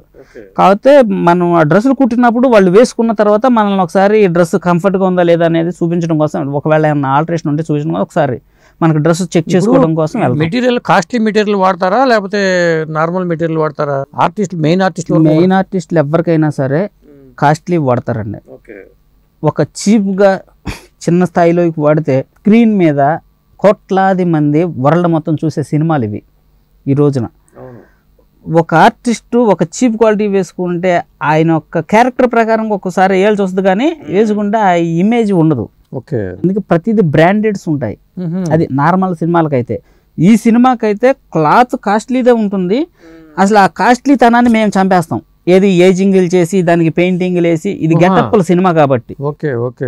అంతేగాని ఒక తక్కువ చీప్ క్వాలిటీ క్లాత్ అనేది ఫస్ట్ హాఫ్ చిరిగిపోతుంది. తర్వాత ఇప్పుడు సినిమా ఎన్ని రోజులు చేస్తారో, ఇది సంవత్సరాల తరబడి చేశారు, 3 సంవత్సరాలు. అది జాగ్రత్తగా మెటీరియల్ పాడవకుండా మళ్ళీ ఉండాలి. అది కాస్ట్లీ క్లాత్ అయినా ఉంటుంది. చీప్ క్వాలిటీ అనుకో పగిలిపోవటం, చిరిగిపోవటం, మళ్ళీ చేసేటప్పుడు కూడా ఈ అవసరం అవుతాయి కదా, మళ్ళీ ఈ అవసరం పడతాయండి. ఇవి సంబంధించిన అది ఉంది, ఆ కోట్ ఉంది. అది అంటే లీడ్ ఇచ్చినప్పుడు వస్తుంది. ఆ తర్వాత మళ్ళీ క్యారెక్టరేషన్ ఏదన్నా అక్కడ మళ్ళీ మారినప్పుడు క్యారెక్టర్ ప్రకారంగా డ్రెస్ చేంజెస్ కూడా ఉంటాయండి. ఇప్పుడు కూడా మరి ఏసీలోనే ఉంచారు దాన్ని? ఏసీలోనే ఉంచండి. అది ప్రత్యేకమైన ఏసీయే పెట్టించారు, రూములు కట్టించి ఆ డ్రెస్సుల కోసం. అది చాలా పెద్ద టాస్క్ అండి. ఆ డ్రెస్సుని జాగ్రత్త చేయటం అని అంటే, ప్రభాస్ గారి డ్రెస్ అన్నది, దాన్ని జాగ్రత్త చేయడం అనేది చాలా పెద్ద టాస్క్. బరువుని మోసుకుంటూ ఆయన ఎలా చేసి అర్థం కావట్లేదు. అసలు ఆయన పాపం ఆ డ్రెస్ వేసుకున్నప్పుడు లోపల ఆయనకి ఎంత బాధ కలిగిందో అనేది పాపం ఆయన చెప్పలేదని అంటే, అది ఆయన పొద్దున్నే వచ్చేసుకున్నారంటే పొద్దాక అదే డ్రెస్లో ఉండేవాళ్ళండి. తీసి తగిలిచి కూర్చోవడం, రిలాక్స్ అవడం ఉండేది కదా. అది వేసుకోవటం కష్టం, ఇప్పటం కష్టం. అసలు ఇక దాన్ని 10 సార్లు వేసుకొని ఇప్పటం కంటే వేసుకొని కూర్చోవడమే బెస్ట్. అది ఎప్పుడన్నా బాగా ఇబ్బంది కలిగినప్పుడు జస్ట్ ఇట్లా ఒక చెయ్యి అలా తీసి కొంచెం గాలి కోసం అలా చెయ్యి తీసి, ఏది ఎక్కువ టైం గ్యాప్ ఇస్తే ఆయన అలా కూర్చునేవారు. తర్వాత మళ్ళీ వేసేసుకొని షార్ట్ అప్పుడు వెళ్ళేవాళ్ళు తప్ప అసలు పొరపాటును కూడా అది ఇప్పేవారు కాదు. అది ఇక ఒకవేళ క్యారీ వ్యాన్లోకి వెళ్ళినప్పుడు భోజనం చేయటానికి చేసేటప్పుడు ఆ డ్రెస్ ఇబ్బంది పెడుతుంది, చేయలేరు. ఆ టైంలో ఏమన్నా తీస్తే తీసి ఉండొచ్చు, అంతే తప్ప ఒకసారి వేసుకున్నారు అని అంటే తీసేవారు కాదు. అది ఆ డ్రెస్సు ఆయన అంత కష్టపడి ప్రభాస్ గారు చేశారు కాబట్టి సినిమాకి ఈరోజు అంత ఫలితం కూడా అలాగా గొప్పగా వచ్చిందండి. మహానుభావుడు ప్రభాస్ గారు. ఇప్పుడు దీపికా మేడం గారు కూడా ఒక్కసారి డ్రెస్ వేసుకున్నారంటే ఎవరు తీరు. అట్లాగే అమితాబ్ బచ్చన్ గారు కూడా డ్రెస్ ఒకసారి వేసుకున్నారంటే తీరండి. ఎందుకంటే ఒకసారి వేసుకున్న తర్వాత సాధారణమైన బట్టల్లాగా తీసేసి వేసేసుకునే డ్రెస్సులు కావాలి. అవును. ఇప్పుడు ఆ రైడర్ డ్రెస్సులు ఉన్నాయి, వాళ్ళు క్యారెక్టర్లో జూనియర్ ఆర్టిస్టులు, వాళ్ళు బౌన్సర్స్, వీళ్ళు వచ్చేసి వేసుకునే వాళ్ళు కూడా పాపం నరకం కనపడేది వాళ్ళకి. చాలా కష్టపడ్డారు, కోఆపరేట్ చేశారు. ఆ డ్రెస్సు హీట్ వచ్చేసి చెమటలు పట్టేసేది. ఎందుకంటే మేము వీళ్ళ దగ్గర నుండి మేమే వేసి మేమే తీసేవాళ్ళం కదా. ఇంకొకటి ఆ డ్రెస్ వేయడానికి కూడా 2 మనుషులు కావాలి. మనం ఇచ్చినా వాళ్ళు వేసుకోలేరు. 2 మనుషులు సహాయం చేసి వెయ్యాలి ఆ డ్రెస్ని ఒక్కొక్క మనిషికి. తీయాలన్నా కూడా మళ్ళీ కావాలి. అసలు ఒక జూనియర్ ఆర్టిస్ట్కి వేసిన ఆ రైడర్ డ్రెస్సే ₹1,00,000 దాటిందండి. చాలా కాస్ట్ అది. మళ్ళీ దాన్ని ఏమాత్రం అజాగ్రత్తగా హ్యాండిల్ చేసినా అవి ఊడిపోవటం, జిప్పులు ఫెయిల్ అయిపోవటం, విరిగిపోవటం జరిగాయి. అది చాలా కేర్ తీసుకునే వాళ్ళం డ్రెస్సుల కోసం. మురళీకృష్ణ గారు, సార్ ఇందులో ఇంకా చాలా మంది ఆర్టిస్టులు, మాళవిక నాయరు, కైరా, అనాబెన్ అని మలయాళీ నటి, ఇలా వాళ్ళ గురించి ఒకసారి చెప్పండి. చెట్లు చూసి ఉంటారు కదా. అవునండి, ఇందులో మాళవిక నాయర్ గారు వచ్చారు. ఆవిడ కూడా చాలా మంచి ఆర్టిస్టు. ఆవిడతో కూడా శోభన గారు కూడా ఒక గ్రేట్ ఆర్టిస్టు. వారికి కూడా నేను ఆ డ్రెస్సులు రెడీ చేయడం జరిగింది. వాళ్ళు కూడా ఎట్లా ఉండేదని అంటే, వాళ్ళకి మాకన్నా ఎక్కువ వాళ్ళకే తెలుసు. అంటే సినిమాకి మేము పని మాత్రం చేస్తాం, కానీ వాళ్ళ మీద బాధ్యత ఉంది. ఆ డ్రెస్సు వేసుకున్న తర్వాత ఆ క్యారెక్టర్కి న్యాయం చేయాలి అనే ఒక బాధ్యత వాళ్ళకి మైండ్లో ఫిక్స్ అయి ఉంటారు. దానికోసం మేము డ్రెస్ పట్టుకొని వెళ్ళినప్పుడు చాలా కోఆపరేటివ్గా వాళ్ళకి ఎలా కావాలి అనేది చెప్పి మరి ఓపిక్గా దీన్ని ఇలా ఉండాలి, కంఫర్ట్గా ఉండాలి అనేది చేయించుకునేవాళ్ళు. అప్పుడు వాళ్ళు చెబుతున్న విధానానికి మాకు కొంచెం అర్థమవుతుండేది. అంటే వాళ్ళు క్యారెక్టర్లో ఎంత ఇన్వాల్వ్ అవుతున్నారు అని. ఫస్ట్ ఆఫ్ ఎవరికైనా నా ఉద్దేశ ప్రకారంగా అయితే అంటే నేను డ్రెస్సులు రెడీ చేస్తాను కాబట్టి బయట కూడా ఏ మనిషికైనా మనం బాడీ మీద వేసుకున్న డ్రెస్సును బట్టే బ్రెయిన్ పనిచేస్తుంది. ఓకే, బయట కూడా అంతేనా? మీకైనా సరే మీరు కొత్త బట్టలు వేసుకొని మీకు నచ్చిన డ్రెస్ వేసుకున్నారనుకో మీరు ఉల్లాసంగా ఉత్సాహంగా కనబడతారు. నిజమా? అదే డల్గా చిరిగిపోయింది పాత షర్ట్ వేసుకున్నారనుకోండి ఆ రోజు ఏదో డల్గా నీరసంగా ఉంటారు కానీ ఆ ఉత్సాహం కావాలన్నా మీకు రాదు. ఓకే, ఇది సైకాలజీ ప్రకారంగా డ్రెస్ అనేది మనిషి బాడీని నడిపిస్తుంది అనేది నా నమ్మకం. ఇది ఖచ్చితంగా చెప్పగలను. కలర్ కూడానా? కలర్ కూడా అంతే కదా. ఇప్పుడు వాళ్ళకి ఉల్లాసంగా ఉండే కలర్స్ వేరే ఉంటాయి, మనిషిని డల్ చేసే కలర్స్ కూడా ఉంటాయండి. ఉల్లాసంగా ఉండే కలర్స్ ఏంటి? ఇప్పుడు ఒక పింక్ కావచ్చు, ఎల్లో కావచ్చు, రెడ్ కావచ్చు, వైట్ కావచ్చు, ఇవన్నీ చాలా మనిషిని ఉత్తేజభరితంగా ఉంటాయండి. ఇప్పుడు బాగా డల్ డ్రెస్సులు ఉంటాయి అంటే బ్లాక్ ఏదున్నా డల్ అయిపోయిన కలరు ఇలాంటివి ఉంటాయి. కొంచెం గ్రీన్లో బాగా డల్ అయిపోయిన గ్రీను అలాంటివి అవి మనిషిలో ఉన్నటువంటి ఎనర్జీని తగ్గిచ్చేసేసి మనిషిని డల్గా ఉంచుద్ది ఆ రోజంతా. డ్రెస్ వేసుకున్న డ్రెస్ని బట్టి మనిషి బ్రెయిన్. ఈ సందర్భంగా ఒకటి అడగాలి, నేను కూడా కెమెరా ముందు ఉంటాను కాబట్టి అదే సార్, ఎలాంటి డ్రెస్ వేసుకుంటే మాకు బాగా కనిపిస్తాం? ఏ కలర్ వేసుకో అంటే లైట్ కలర్స్ వాడాలా, థిక్ కలర్స్ వాడాలా? అంటే నాకు తెలిసి మీరు ఒక స్వచ్ఛమైనటువంటి ఒక నిజాన్ని కోట్లాది మంది ప్రజల ముందుకు తీసుకెళ్లేటువంటి బాధ్యత కలిగినటువంటి పోస్ట్లో మీరు ఉన్నారు ఒక జర్నలిస్ట్గా. మీరు వైట్ వేసుకోండి. ఓకే, మీరు వైట్ వేసుకుంటే మీరు చూపిస్తున్నటువంటి న్యూస్లో జెన్యూనిటీ స్వచ్ఛమైనటువంటి వార్తనే మీరు ప్రజల్లోకి తీసుకెళ్తున్నట్టు ఉంటుంది. ఇది నా యొక్క అభిప్రాయం. లైట్ కలర్స్ ఉండాలి, అవి బ్రైట్ కలర్స్ ఉండాలి. అది అలాగనే బ్రైట్ కలర్ అయినా సరే డార్క్లో వేసుకున్నారనుకోండి అది మనిషిని డామినేట్ చేస్తుంది. ఓకే, అది ఎప్పుడైనా లైట్ కలర్ అనేది ఏమంటుందంటే మనిషిలో ఉన్నటువంటి మనసు సున్నితత్వానికి చిహ్నం. ఓకే, ఈ కలర్ కల్కి పేరుతో వచ్చి మనసులో వెళ్ళిపోయాం. అంటే ఈ నాలెడ్జ్ అనేది నాకు ఆల్రెడీ ముందుగానే ఉందండి. కాకపోతే మీరు సందర్భం వచ్చి అడిగారు కాబట్టి చెప్పాను, లేకపోతే ఈ సందర్భంలో ఇది నేను చెప్పను. ఇంకోటి అండి, ఖైరా అని అమ్మాయి చాలా యాక్టివ్గా పనిచేసిందండి. చెట్లు కూడా అలాగే ఉండేదా? ఆర్టిస్ట్ అనాబిన్ అండి ఆ అమ్మాయి ఆర్టిస్ట్ పేరు. వారు మలయాళంలో కూడా చాలా సినిమాలు చేశారు. ఆవిడ చేసిన సినిమాలు తెలుగులో డబ్ అయినటువంటి నేను ఆవిడ క్యారెక్టర్లు చూసా. ఆవిడ మీకు సినిమాలో ఎంత ఉత్సాహంగా కనిపించారో రియల్గా కూడా ఆవిడ అలాగే ఉన్నారు. ఆవిడ ఫేస్లోనే ఆ గ్లో, ఆ యొక్క బ్రైట్నెస్ అనేది ఉంది. మీరు గమనించినట్లయితే ఆవిడ ఆ బైక్ మీద చేజింగ్ ఒకటి ఉంటుంది కదా, ఆవిడ యొక్క పైకి గాలిలో ఎగిరే బైక్ మీద ఆవిడ ఫేస్లో ఆ కళ్ళల్లో చూసుంటే మీరు ఆ కళ్ళల్లో లైటింగ్ లాగా వచ్చి ఉండేది. మనిషిలో కూడా ఆ క్యారెక్టర్లో ఇన్వాల్వ్ అయినప్పుడు మాత్రమే ఆ బ్రైట్నెస్ ఆ ఫేస్లో వస్తుంది. అదండి. ఓకే, ఇప్పుడు సినిమాల్లో కూడా ఒక్కోసారి సాడ్ సీన్ అని డల్ సీన్లు పెడతారు ఏ సినిమాలో అన్నా నిరుత్సాహంగా. అప్పుడు మీరు గమనించినట్టయితే డల్గా ఉన్న కలర్స్, డల్గా ఉన్న బట్టలు ఎందుకు వేస్తారు? ఓకే, ఒంటి మీద బ్రైట్గా ఉండే డ్రెస్ పడిందంటే ఆ ఫేస్లో ఆ డల్ ఫీలింగ్ రాదు. రాదండి. లెక్కన దీనికి చాలా ఉంది. మరి మనం వేసుకునే బట్టలకును బ్రెయిన్కి చాలా సంబంధం ఉందండి. ఇది చాలా మందికి తెలియదు, గమనించలేరు కూడా. కాకపోతే జనరల్గా ఏమనుకుంటారు అని అంటే ఏదో కావాలని ఆ డ్రెస్ వేసారు అనుకుంటారు, కానీ బ్రెయిన్కి డ్రెస్కి ఉన్న లింకు చాలామంది గుర్తుపట్టలేరు, గమనించరు, అంత ఆలోచన కూడా చేయరండి. ఇప్పుడు పశుపతి గారు కూడా గొప్ప ఆర్టిస్ట్ అండి, తమిళ ఆర్టిస్టు. ఆయన యాక్ట్ చేశారు. ఆయన కూడా అద్భుతమైనటువంటి నటుడు అండి. ఆయన ఆయన క్యారెక్టర్ కూడా మీరు చూస్తే ఆయన గతంలో సినిమాల్లో చూశాను. ఇప్పుడు ఇందులో ఒక కమాండర్ టైప్లో ఒక డ్రెస్ వేస్తాడు. ఎందుకంటే శంబాలాకి సంబంధించినటువంటి ఒక లీడర్ ఆయన డ్రెస్ ఎలా ఉంటుందంటే ఆయన డ్రెస్లోనే కొన్ని వెపన్స్ ఇవన్నీ ఉంటాయి. చేసినప్పుడు ఆయన యాక్టింగ్ చేస్తున్నప్పుడు ఆయనలో ఉన్నటువంటి బ్రైట్నెస్ బయటకు ఎలా వచ్చింది? అదండి. వీళ్ళందరి డ్రెస్సులకు సంబంధించి మీకు ఇట్లా ఉండాలని ఆర్ట్ డిపార్ట్మెంట్లు చెప్తారా? కాదు కాదు, డైరెక్టర్ గారు చెప్తారు. ఆయన ఎందుకంటే సినిమా విజన్ డైరెక్టర్ గారిది. ఇప్పుడు ఆర్ట్ డిపార్ట్మెంట్ వాళ్ళైనా ఒక కాస్ట్యూమర్ అయినా కూడా డైరెక్టర్ గారికి కావాల్సింది ఏంటో తెలుసుకొని ఆయన చెప్పింది మనం చేయాలి. ఇప్పుడు డైరెక్టర్ గారు సెట్లో ఎలా ఉండేవాళ్ళు?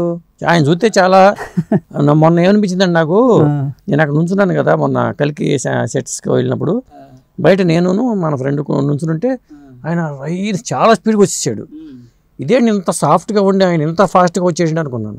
మళ్ళీ కారు దిగిన తర్వాత ఆ వినయం అదే ఇది కనిపించింది. అయితే మీరు అడిగిన దానికి ఏంటనంటే, మీరు యాక్చువల్గా మీడియా వాళ్ళందరూ కూడా అప్పటికి వెయిట్ చేస్తున్నారు. ఆయన ఫ్లైట్ నుంచి వచ్చారు, అనుకోకుండా ఫ్లైట్ ఒక ½ అవర్ లేట్ అయింది. ఆ లేట్ అవటం వలన డైరెక్టర్ గారు అయ్యో నా కోసం ఇంతమంది వెయిటింగ్ చేస్తున్నారు కదా అని మిమ్మల్ని తొందరగా రీచ్ అవ్వాలనే ఉద్దేశంతో కొంచెం స్పీడ్గా వచ్చేసారు. ఆయన స్పీడ్గా వచ్చింది నేను కూడా చూసా. వచ్చేసి ఎందుకంటే ఆయన మనస్తత్వం ఏంటంటే ఇంతమందిని నా కోసం వెయిటింగ్ చేయించకూడదు అనే ఒక పాపం ఆ టెన్షన్లో ఆయన డైరెక్టర్ గారు వచ్చారు. కానీ తర్వాత డైరెక్టర్ గారి గురించి ఒకటే మాటలో నేను చెప్పాలంటే, నేను ఆయన కళ్ళతో చూసింది ఈ 3 సంవత్సరాల్లో నా ఎక్స్పీరియన్స్లో ఆయన ఒక మహర్షి అండి, ఒక మహారుషి, అది చెప్పగలను. డైరెక్టర్ గారు చాలామంది డైరెక్టర్లతో పని చేసినప్పుడు డైరెక్టర్ గారు వస్తున్నారు అంటే గజగజ వండుకుంటూ పక్క కురకాలన్నమాట, లేకపోతే పనిలో తీసేస్తారు. ఈ డైరెక్టర్ గారు అలా కాదు. ఇప్పుడు నేను ఇందాక ఒక ఫుడ్ విషయంలో చెప్పారు, మాకు సెపరేట్గా ఒక విఐపి సెటప్ లాగా వేసి అందరికీ పెట్టేవాళ్ళు, అందరం తినేవాళ్ళం కదా. నేను అనుకోకుండా పనిలో ఉండి మేమేంటంటే అటు ఇటు దిక్కులు చూడం, గబా తినేస్తాం కదా. తింటున్నా, నేను అన్నం తింటున్నాను కానీ టేబుల్ ఖాళీ ఉందని కూర్చున్నా, నా పక్కన ఎవరో ఒక మనిషి వచ్చి కూర్చున్నారు, నేను అబ్జర్వేషన్ చేయలా.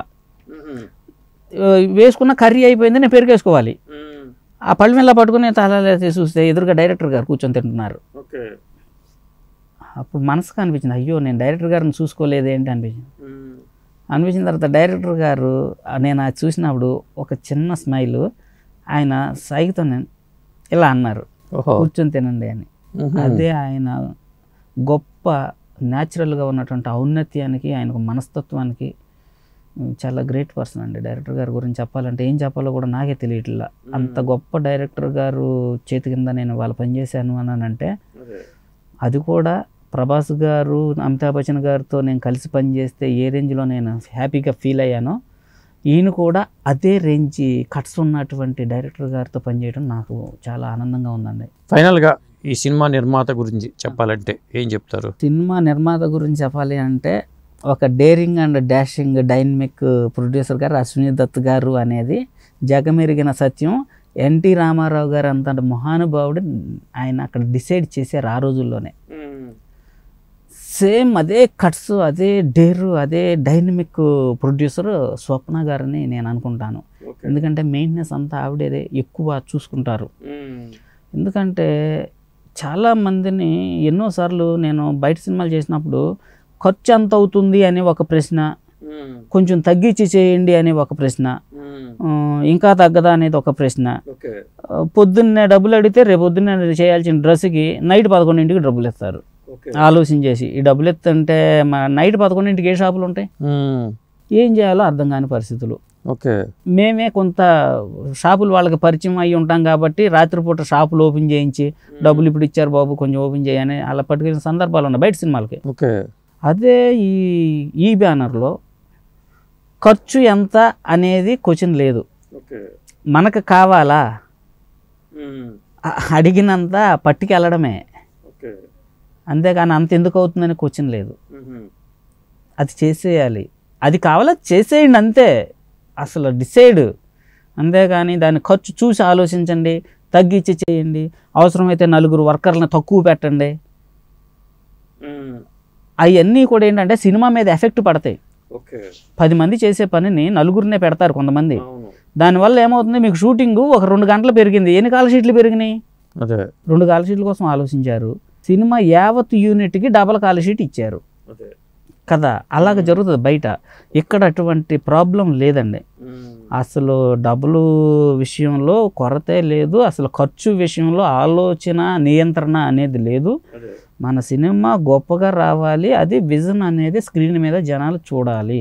అదే జరిగింది. కాంప్రమైజ్ అయిపోయి దాని బదులు ఇది చూపిద్దాంలే అనుకునేటువంటి తత్వం కాదు. ఒక డైనమిక్ ప్రొడ్యూసర్ గారు స్వప్న మేడం గారు అని నేను చెప్తా. అదండి, అదే జరిగింది అనుకుంటున్నాను. అదన్న అయితే ఫైనల్గా ఒక క్వశ్చన్ అండి సార్, చెప్పండి. కల్కి 2వ పార్ట్ వచ్చింది, లేదా 3వ పార్ట్ 4వ పార్ట్ కూడా రావచ్చేమో. కల్కి పాత్రని ఎవరు చేస్తే బాగుంటుంది? అది కర్ణుడు ప్రభాస్ అనేది అర్థమైపోయింది.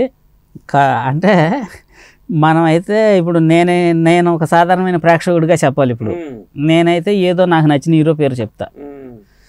కాకపోతే ఈ క్వశ్చన్ డైరెక్టర్ గారు విజన్ని డిస్టర్బ్ చేసినట్టు అవుతుంది నేను ఏదన్నా మాట్లాడితే. ఎందుకంటే ఒక కళాకారుడి దగ్గరికి ఒక కాస్ట్యూమర్గా వెళ్ళినప్పుడు, నేను కాస్ట్యూమ్స్ వేస్తున్నప్పుడు వేరే మాట్లాడి ఆ యొక్క ఆర్టిస్ట్ని డిస్టర్బ్ చేయకూడదు. పని చేసి వచ్చేయాలి.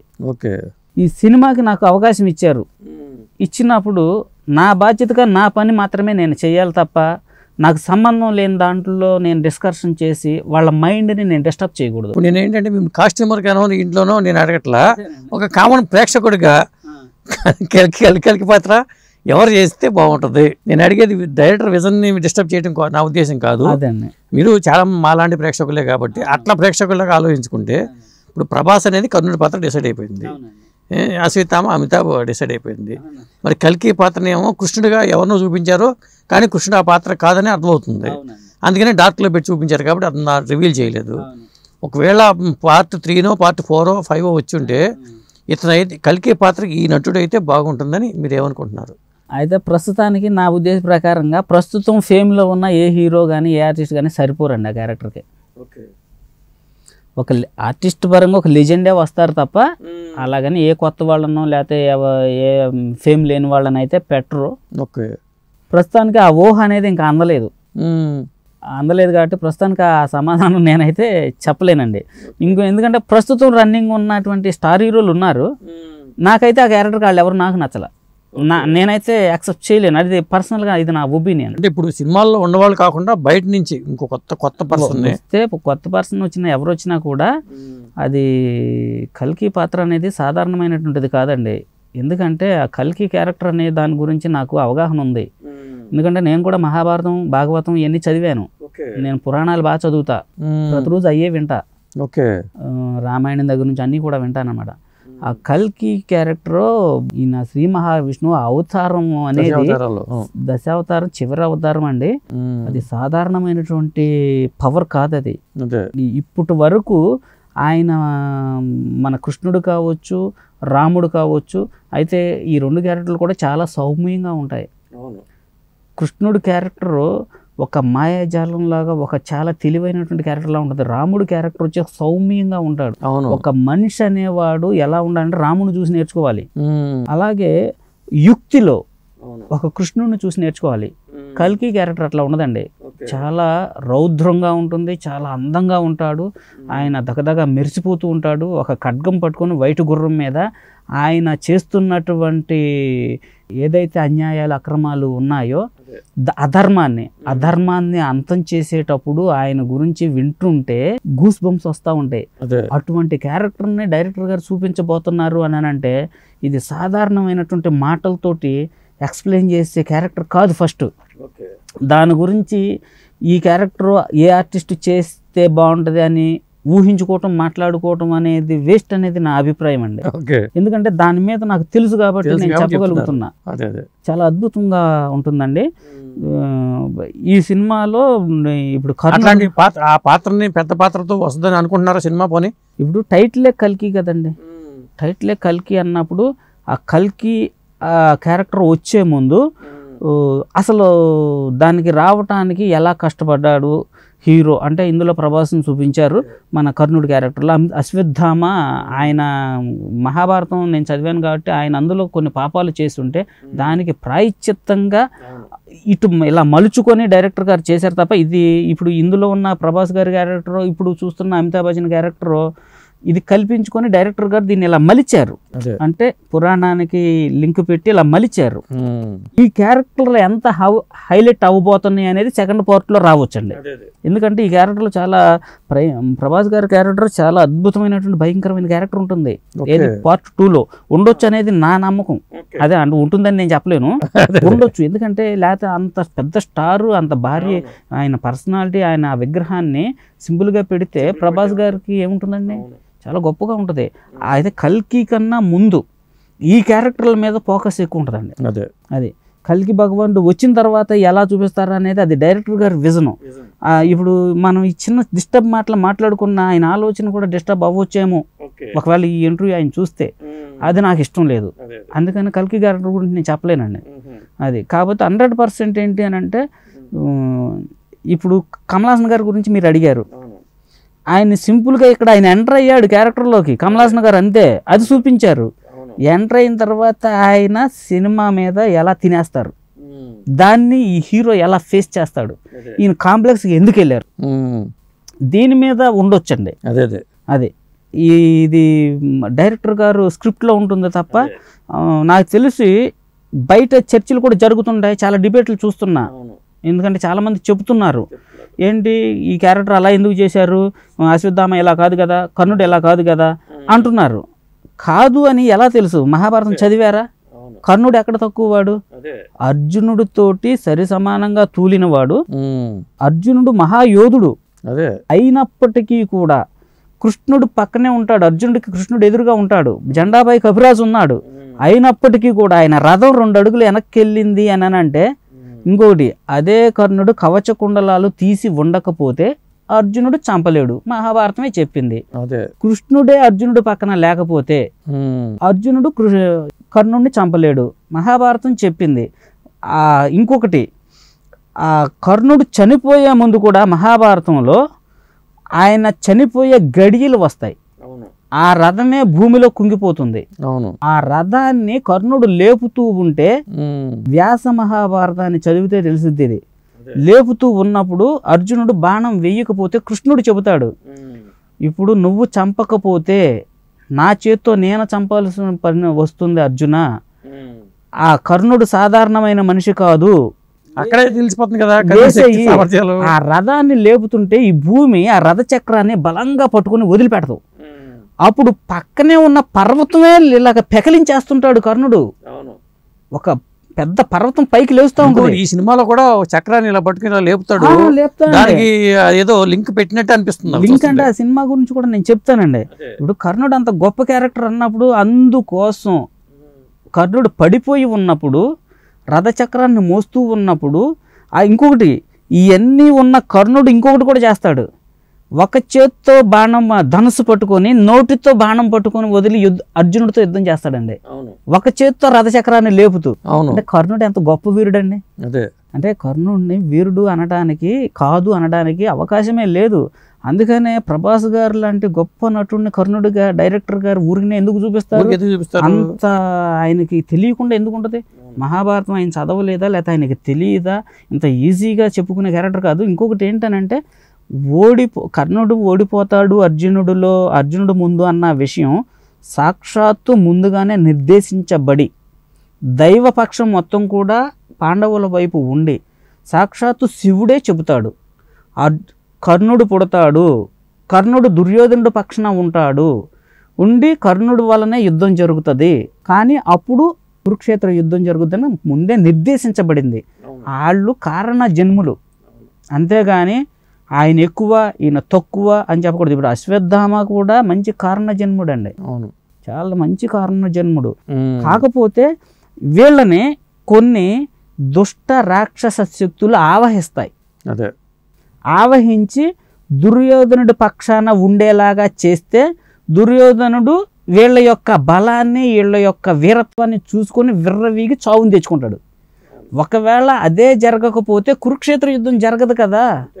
దీన్ని కర్ణుడు తక్కువ అని ఎలా అంటారు? అనలేరు. కర్ణుడు మహానుభావుడు అండి, మహాయోధుడు. ఇప్పుడు సాక్షాత్తు అర్జునుడు ఆ టైంలో చంపి ఉండకపోతే సాక్షాత్తు కృష్ణుడే చంపవలసినటువంటి పరిస్థితి. కర్ణుడు అంత కృష్ణుడే చెప్పాడండి. ఎందుకు మహాభారతంలో ఉంది. మురళి గారు, ఇప్పుడు ఇందులో కర్ణుడి పాత్ర ఒక సెల్ఫిష్నెస్ ఉండే పాత్రగా చూపించారు. అదే సార్. మరి కర్ణుడు ఏమో ఆ తరహాలో అదో రకంగా ఉంటుంది కర్ణుడి పాత్రని. మరి దీంట్లో ఆ సెల్ఫిష్నెస్ ఉన్న అతను హీరో ఎలా అవుతాడు అనేది ఒక విమర్శ కూడా ఉంది. దీని మీద మీరేమంటారు? అంటే కొంచెం బయట రివ్యూస్లో నేను కూడా చూస్తున్నానండి. అయితే దాన్ని అర్థం చేసుకునేటువంటి విధానంలో ఉంటుంది. ఈ రోజుల్లో మహాభారతం అనేది పూర్తిగా అందరికీ తెలుసు అని నేను అనుకోను. కొన్ని విషయాల్లో కొన్ని సందర్భాల్లో సినిమాని సినిమాలా చూడాలండి. ఇప్పుడు మహాభారతంలో చూసుకున్నట్టయితే కర్ణుడు ఆ చిన్నతనం నుంచి ఎన్నో కష్టాలు పడ్డాడు. విద్య నేర్చుకోవాలంటే కష్టాలు పడ్డాడు. అలాగే విద్య నేర్చుకున్న తర్వాత యుద్ధం చేయాలి అని అంటే ఎక్కడికి వెళ్ళి చేయాలో ఆయనకు అర్థం కాని పరిస్థితుల్లో ఆయనకి ఛాన్స్ దుర్యోధనుడి పక్షాన వచ్చింది, అధర్మ పక్షాన ఛాన్స్ వచ్చింది. కర్ణుడు పుడతాడు, దుర్యోధన పక్షానికి ఇలా వెళ్తాడు అనేది సాక్షాత్తు పరమశివుడే చెబుతాడు, అది ఆది పర్వంలో చెప్తారు. అయితే ఆ కర్ణుడి పాత్ర ఆ మహాభారతంలో ఎలా ఉందో ఇక్కడ మన ప్రభాస్ గారు కర్ణుడి పాత్ర కూడా, ఈయన ఒక టార్గెట్ ఉంది, కాంప్లెక్స్కి వెళ్ళాలి. కాంప్లెక్స్కి వెళ్ళాలి అని అంటే ఎలా వెళ్ళాలి? యూనిట్స్ తీసుకొని వెళ్ళాలి. అయితే ఈయనకు ఒక లక్ష్యం ఉండుంటుంది సినిమాలో. అంటే సినిమాలో మనకు చెప్పాలి, నాకు అర్థమైంది ఇది, ఒక ప్రేక్షకుడిగా సినిమా చూసినప్పుడు ఈయనకు ఒక లక్ష్యం ఉండొచ్చు. హీరో ఎప్పుడు కూడా అధర్మాన్ని అందం చేయడానికి, విలన్ ఫేస్ చేయడానికి వెళ్తాడు. విలన్ ఎక్కడ ఉన్నాడు? కాంప్లెక్స్ లో ఉన్నాడు. అక్కడికి ఆయన ఎలాగైనా వెళ్ళాలి అని అంటే ఏది చేసైనా వెళ్ళాలి. కాబట్టి ఈయన యూనిట్స్ కోసం సంబంధాన్ని సృష్టించాడు ఇక్కడ. అది అయితే అక్కడ ఆ కర్ణుడు ఎలాగ సెల్ఫిస్ట్ లాగా కొంచెం ఆ క్యారెక్టర్ ఉంటుందో మహాభారతంలో, దీనిని ఈ రూపంలో ఇక్కడ డైరెక్టర్ గారు పెట్టి ఉండొచ్చు అని కూడా మనం అర్థం చేసుకోవాల్సినటువంటి బాధ్యత ఉందండి. అంతేగాని విమర్శించాలి అని అనుకుంటే ఈ క్యారెక్టర్ని విమర్శగానే మిగిలిపోద్ది, కానీ సమాధానంగానే సొల్యూషన్ దొరకదు. కానీ దాన్ని అర్థం చేసుకోవాలి. సినిమా చూసినప్పుడు సినిమాని చూసిన ప్రతి ఒక్కరు కూడా ఒకసారి రిపీట్ చేసుకోండి. మహాభారతానికి ఎప్పుడైతే జన్మ మారినా కానీ ఆ వాసనలు అనేవి ఇక్కడ కూడా కనిపించవచ్చు. ఇప్పుడు మరి కాంప్లెక్స్కి వెళ్ళేది దేనికి? కానీ హీరో ఇప్పుడు వెళ్ళే నేను ఎవరినో ఏదో చేసేస్తానని ఎవరు చెప్పరు. కానీ మనం వెళ్ళిన తర్వాత మనం ఏంటో చూపించాలి అని అంటే దానికి మనకు ఒక రూట్ కావాలి. ఆ రూట్ కోసం ఇక్కడున్న పరిస్థితులను బట్టి ఆ హీరో ఆ క్యారెక్టర్లో ఉండొచ్చు కదా. అంతే. ఇప్పుడు లాస్ట్లో విలన్కి ఎవరు అవసరం? హీరోయిన్ గర్భంతో ఉన్నటువంటి కల్కి భగవానుడు పుట్టబోయేటువంటి గర్భంతో ఉన్నటువంటి సుమతి మాత ఎవరైతే ఉన్నారో ఆ విలన్కి అవసరం. ఆ విలన్కి అవసరమైనటువంటి వారినే హీరో చేజిక్కించుకొని ఈయనకి ఎంట్రన్స్ ఉంటుంది. అవును, అక్కడికి వెళ్ళిన తర్వాత ఆయన్ని ఫేస్ చేస్తాడేమో, అది పార్ట్ 2లో చూడాలి. అంతేగాని ముందే క్యారెక్టర్ని తక్కువ చేసి మాట్లాడకూడదండి. ఇది ఏంటంటే నాకు కొద్దిగా గొప్ప దీని మీద అవగాహన ఉంది కాబట్టి నేను అర్థం చేసుకున్నాను కాబట్టి నాకు ఈ సొల్యూషన్. ఒకవేళ ఎవరన్నా అర్థం చేసుకోలేకపోతే దాన్ని విమర్శలు చేయకూడదు. కారణం మళ్ళీ చూడండి సినిమా, మళ్ళీ చూసినప్పుడు అర్థమవుతుంది కరెక్ట్గా. దాంట్లో డైలాగు ప్రతి ఒక్క మాట కూడా మీకు మంచి వివరాన్ని ఇస్తుంది. అది అదే ఫస్ట్ సారి ఏంటంటే అది చాలా మంది అసలు ఈ సినిమా చూసిన తర్వాత ముందు మహాభారతం చదవడం మొదలు పెడుతున్నారు కొంతమంది. అసలు మహాభారతంలో ఏముంది, అసలు అశ్వత్థామ పాత్ర ఏంటి, అది గూగుల్లో సెర్చ్ చేస్తున్నారు. ఈ పాత్రల గురించి కానీ, శంబల గురించి కానీ, అశ్వత్థామ గురించి కానీ చాలామంది కొత్త జనరేషన్ వాళ్ళకి తెలియదు కదా ఇవన్నీ. అవునండి, చాలా మర్చిపోయారు. అదే ఇప్పుడు సినిమా చూసిన తర్వాత మహాభారతంలో ఇంత పాత్రలు ఉన్నాయా, ఇంత గొప్ప పాత్రలు ఉన్నాయా, అది చాలా హెల్ప్ అయింది చాలా మందికి సినిమా అనేది కూడా. అయితే ఈ మహాభారతాన్ని సినిమాని మాత్రమే చూస్తున్నారు, అసలు అంశాన్ని అందరూ మర్చిపోతున్నారండి. మహాభారతం జరిగిపోయిన తర్వాత కలియుగం కంటిన్యూషన్ అయింది. అవును, ఆ కలియుగాన్ని ఆ సినిమా చూపించాల. కలియుగం అంతమైపోయే నాటికి, పూర్తిగా అంతమయ్యే నాటికి మహాభారతంలో కూడా ఉంటుంది ఇది. మన కల్కి భగవానుడు పుట్టే ముందు ఒక కాశీనగరం మిగులుతుంది. అలాగా ప్రధాన పట్టణాలు కొన్ని మిగులుతాయి. కలియుగం అంతం అయిపోయింది, భూమిలో ఉన్నటువంటి నీరంతా అయిపోయింది. సాక్షాత్ గంగాదేవి, కాశీలో గంగాదేవి ఎండిపోయింది. ఈ కలి చేసేటువంటి మహాపాపాలు వీటన్నిటిని అంతం చేయడానికే మన కల్కి భగవానుడు పుడతాడు. అయితే ఈ మహాభారతం అయిపోయిన తర్వాత అక్కడ అశ్వత్థామ చిరంజీవిగా ఉన్నారు, ఆయనకి మరణం లేదు. దానికి ఆయన కొన్ని పాపాలు చేశారు. ఏది మన అశ్వత్థామ ఎవరైతే ఉన్నారో అశ్వత్థామ మహానుభావుడే అయ్యున్నా కూడా ఆయన దుర్యోధనుడి పక్షాన ఉండి కొన్ని పాపాలు చేశాడు యుద్ధంలో. నిద్రపోతున్న ఉప పాండవులను చంపేయడం, గర్భవతిగా ఉన్న ఉత్తర గర్భాన్ని బ్రహ్మాస్త్రం వేయడం ఒకటి, అలాంటివి కొన్ని చేశాడు. దానికి ప్రాయశ్చిత్తంగా అదే భగవంతుడు ఒక అవకాశం ఇచ్చాడు కదా అక్కడ. ఇచ్చినట్టుగా అది కల్పిత పాత్రే కావచ్చు, కానీ అదే నిజం అనేది డైరెక్టర్ గారు ఇది నిజమే ఇది జరిగిందని చెప్పలేదు కదా. సినిమాని మనం సినిమాగా చూడాలి కానీ ఇవన్నీ ఎత్తుకొచ్చి మనం అక్కడి నుంచి లాజిక్ అట్లాంటి పాతాళ బరిలో లాజిక్ లేదు, మాయా బజార్లో లాజిక్ లేదండి, దేంట్లోనూ ఉండదు. అది నిజంగా జరిగిన కథలు అవి రెండు అబద్ధం. మరి అట్లాగే ఏంటంటే మహాభారతాన్ని ఆదర్శంగా తీసుకొని ఈ కొంచెం ఒక స్టోరీని రాసుకొని చేసి జనాలకి కొంచెం కనెక్ట్ చేసే విధంగా చేయడం అనేది, అసలు ఈ ఆలోచన రావటం అనేది సాధారణమైన మనిషికి వసద్దండి. అసలు ఈ ఆలోచన రావటం గొప్ప. ఫస్ట్ డైరెక్టర్ గారికి ఈ ఆలోచన వచ్చింది అని అంటే ఎంత గొప్ప ఆలోచన అండి అది. మహాభారతాన్ని మర్చిపోతున్న టైము, ఎవరికి తెలియదు ఏం జరిగింది అనేది. దాన్ని ఒకసారి గుర్తు చేశారు. చేసిండి ఒక ధర్మం అనేది ద్వాపర యుగంలో అంతమైపోయిన అధర్మం అది పెచ్చుమీరిన తర్వాత ఫైనల్ స్టేజీకి వచ్చిన తర్వాత కలియుగంలో అదే అధర్మాన్ని అణచటానికి భగవంతుడు ఎలా వస్తాడు, దానికోసం బ్యాక్గ్రౌండ్లో ఇలాంటి యోధులు ఏం చేశారు అనే ఒక కాన్సెప్ట్ని మహానుభావుడు డైరెక్టర్ గారు చూపిస్తున్నారు అని అంటే దాన్ని అప్రిషియేట్ చేయాలి, క్లాప్స్ కొట్టాలి తప్ప దాన్ని విమర్శలు చేసుకుంటే విమర్శలే మిగులుతాయి తప్ప సొల్యూషన్ దొరకదండి. ఇది నిజంగా అద్భుతమైనటువంటి కాన్సెప్ట్. అదే దీన్ని అర్థం చేసుకోవాలి అంతే, దాన్ని విమర్శించకూడదండి. తర్వాత అండి ఇప్పుడు ఈ కాస్ట్యూమర్స్ మీరు చాలా మంది పనిచేశారంటున్నారు, దాదాపు 200 మంది పనిచేశారంటున్నారు. వీళ్ళకి రెమ్యునరేషన్ ఎలా ఉంటుంది అంటే యూనియన్ బేటాలు ఉంటాయండి. యూనియన్లో మనకి కాల్ షీట్లు రేట్లు ఉంటాయి. ఆ కాల్ షీట్ రేట్ ప్రకారంగా ఒక రోజుకి ఎన్ని కాల్ షీట్లు పడితే ఆ కాల్ షీట్ల డబ్బులు లెక్క చూసి ఇచ్చేస్తాం. అది ఎట్లా ఉంటుంది అసలు సాధారణంగా కాల్ షీట్కి ఎంత ఉంటుంది, ఇట్లా మాస్టర్స్కి ఎంత ఉంటుంది? ఇట్లా ఇప్పుడు నాకైతే మాస్టర్గా నేను చేసినందుకు 2000 అండి డైలీ. ఏది ఒక్క కాల్ షీట్కి ఒక్కొక్క రోజున 3 కాల్ షీట్లు కూడా వచ్చాయి నాకు. అదేంటి 3 ఏంటి ఎట్లా? ఇప్పుడు మార్నింగ్ 6 నుంచి 6 వరకు ఒక కాల్ షీటు, అక్కడ నుంచి మళ్ళీ ఒక 2 వరకు ఒక కాల్ షీటు, అక్కడ నుంచి తెల్లారిన దాకా చేస్తే ఇంకో కాల్ షీటు. అట్లా ఉంటాయా? అలాగే 3 కాల్ షీట్లుగా పరిగణించబడతాయి. అలాగే ప్రతిరోజు కంపల్సరిగా అసలు డబల్ కాల్ షీట్ లేదే ఏ రోజున వర్క్ చేయాలి. ఇంకొకటి ఏంటంటే ఒక కాల్ షీట్ తోటి ఆ టైంలో షూటింగ్ స్టార్ట్ చేసి ఫినిష్ చేసుకొని వచ్చే సినిమా రాజవైభోగం ఉంటే ఇక్కడే ఉండాలనుకుంటారు కదా, ఇంటికి వెళ్ళాలనుకోరుగా. ఇంటికి వెళ్ళినా మేము నైట్లో ఎక్కువ షూటింగ్ జరిగిందండి. నిద్రపోయాము అని అంటే మళ్ళీ టైంకి అలారం పెట్టుకునే పని లేకుండా గంట కొట్టినట్టుగా ఆ టయానికి లేచి బండి వేసుకొని పరిగెత్తుకుంటూ లొకేషన్కి వచ్చేసేవాళ్ళం. అది చాలా ఉత్సాహంగా ఉండేది. ఇంకోటి ఏంటంటే ఇక్కడ కమల్ హాసన్ పాత్ర చూసుకుంటే లాస్ట్లో ఒక రూపంలో ఉంది, స్టార్టింగ్లో సన్నగా ఉన్నాడు.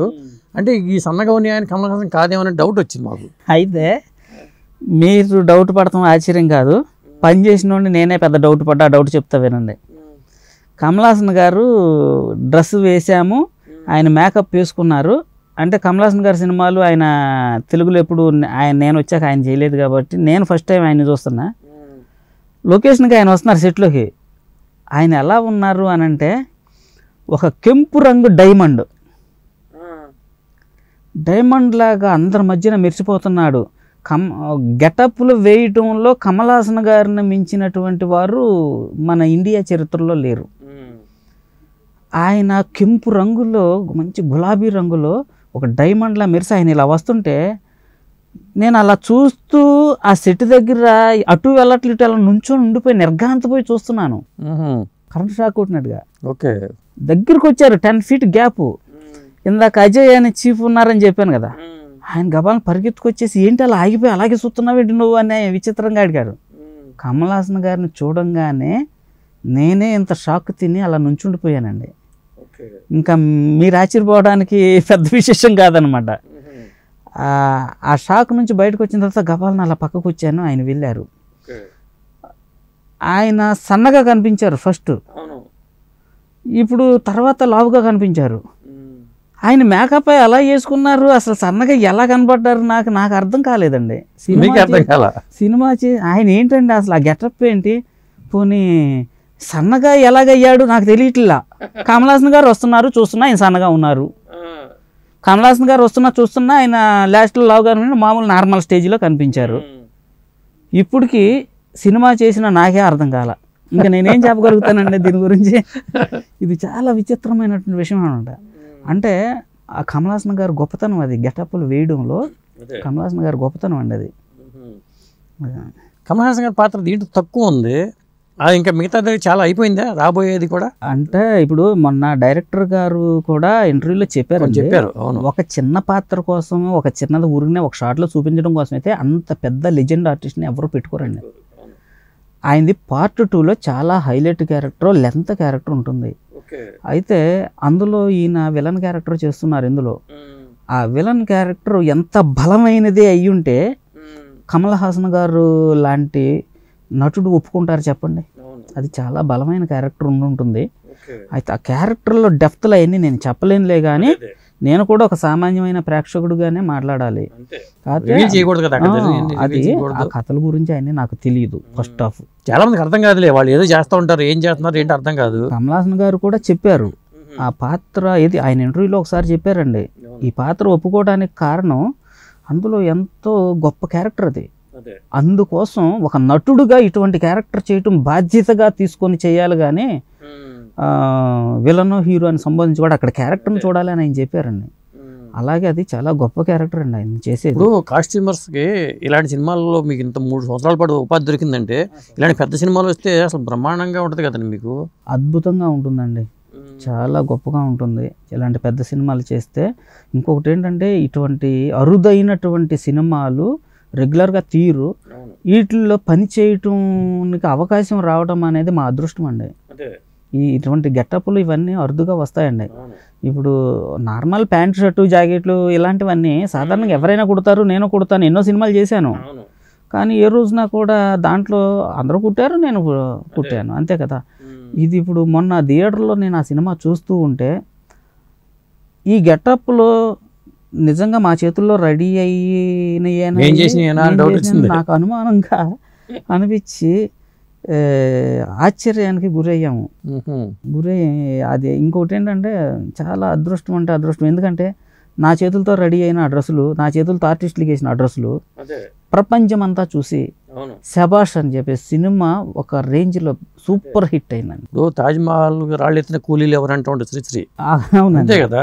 ఇప్పుడు ఇలాంటి కళాఖండానికి ఈ పని మేమే చేసామంటే ఎంత ఆనందంగా ఉంటుంది. లేదండి, ఈ రోజున నిజంగా ఈ సంతోషాన్ని, ఈ ఆనందాన్ని మీడియా ద్వారాగా, మీ ద్వారాగా ఈరోజు నేను షేర్ చేసుకోగలుగుతున్నా. ఈరోజు మంచి మీడియా మాకు మీరు అడగబట్టి, లేకపోతే ఈ కళని, ఈ యొక్క మేము చేసినటువంటి ఈ కష్టాన్ని, పనిని మాకు బయటికి చెప్పడానికి కూడా అవకాశం ఉండేది కాదండి. ఇది నిజంగా సినిమా ఒక అద్భుతం, అద్భుతమైన పని చేయడానికి మా అదృష్టం అండి అది. థ్యాంక్ యూ అండి, చాలా ఇంపార్టెంట్ సమాచారం చెప్పారు. అదే చూశారు కదా. ఇప్పుడు మురళీకృష్ణ గారు ఏంటంటే ఆయన చెప్పబట్టి చాలా విషయాలు తెలిసినాయి.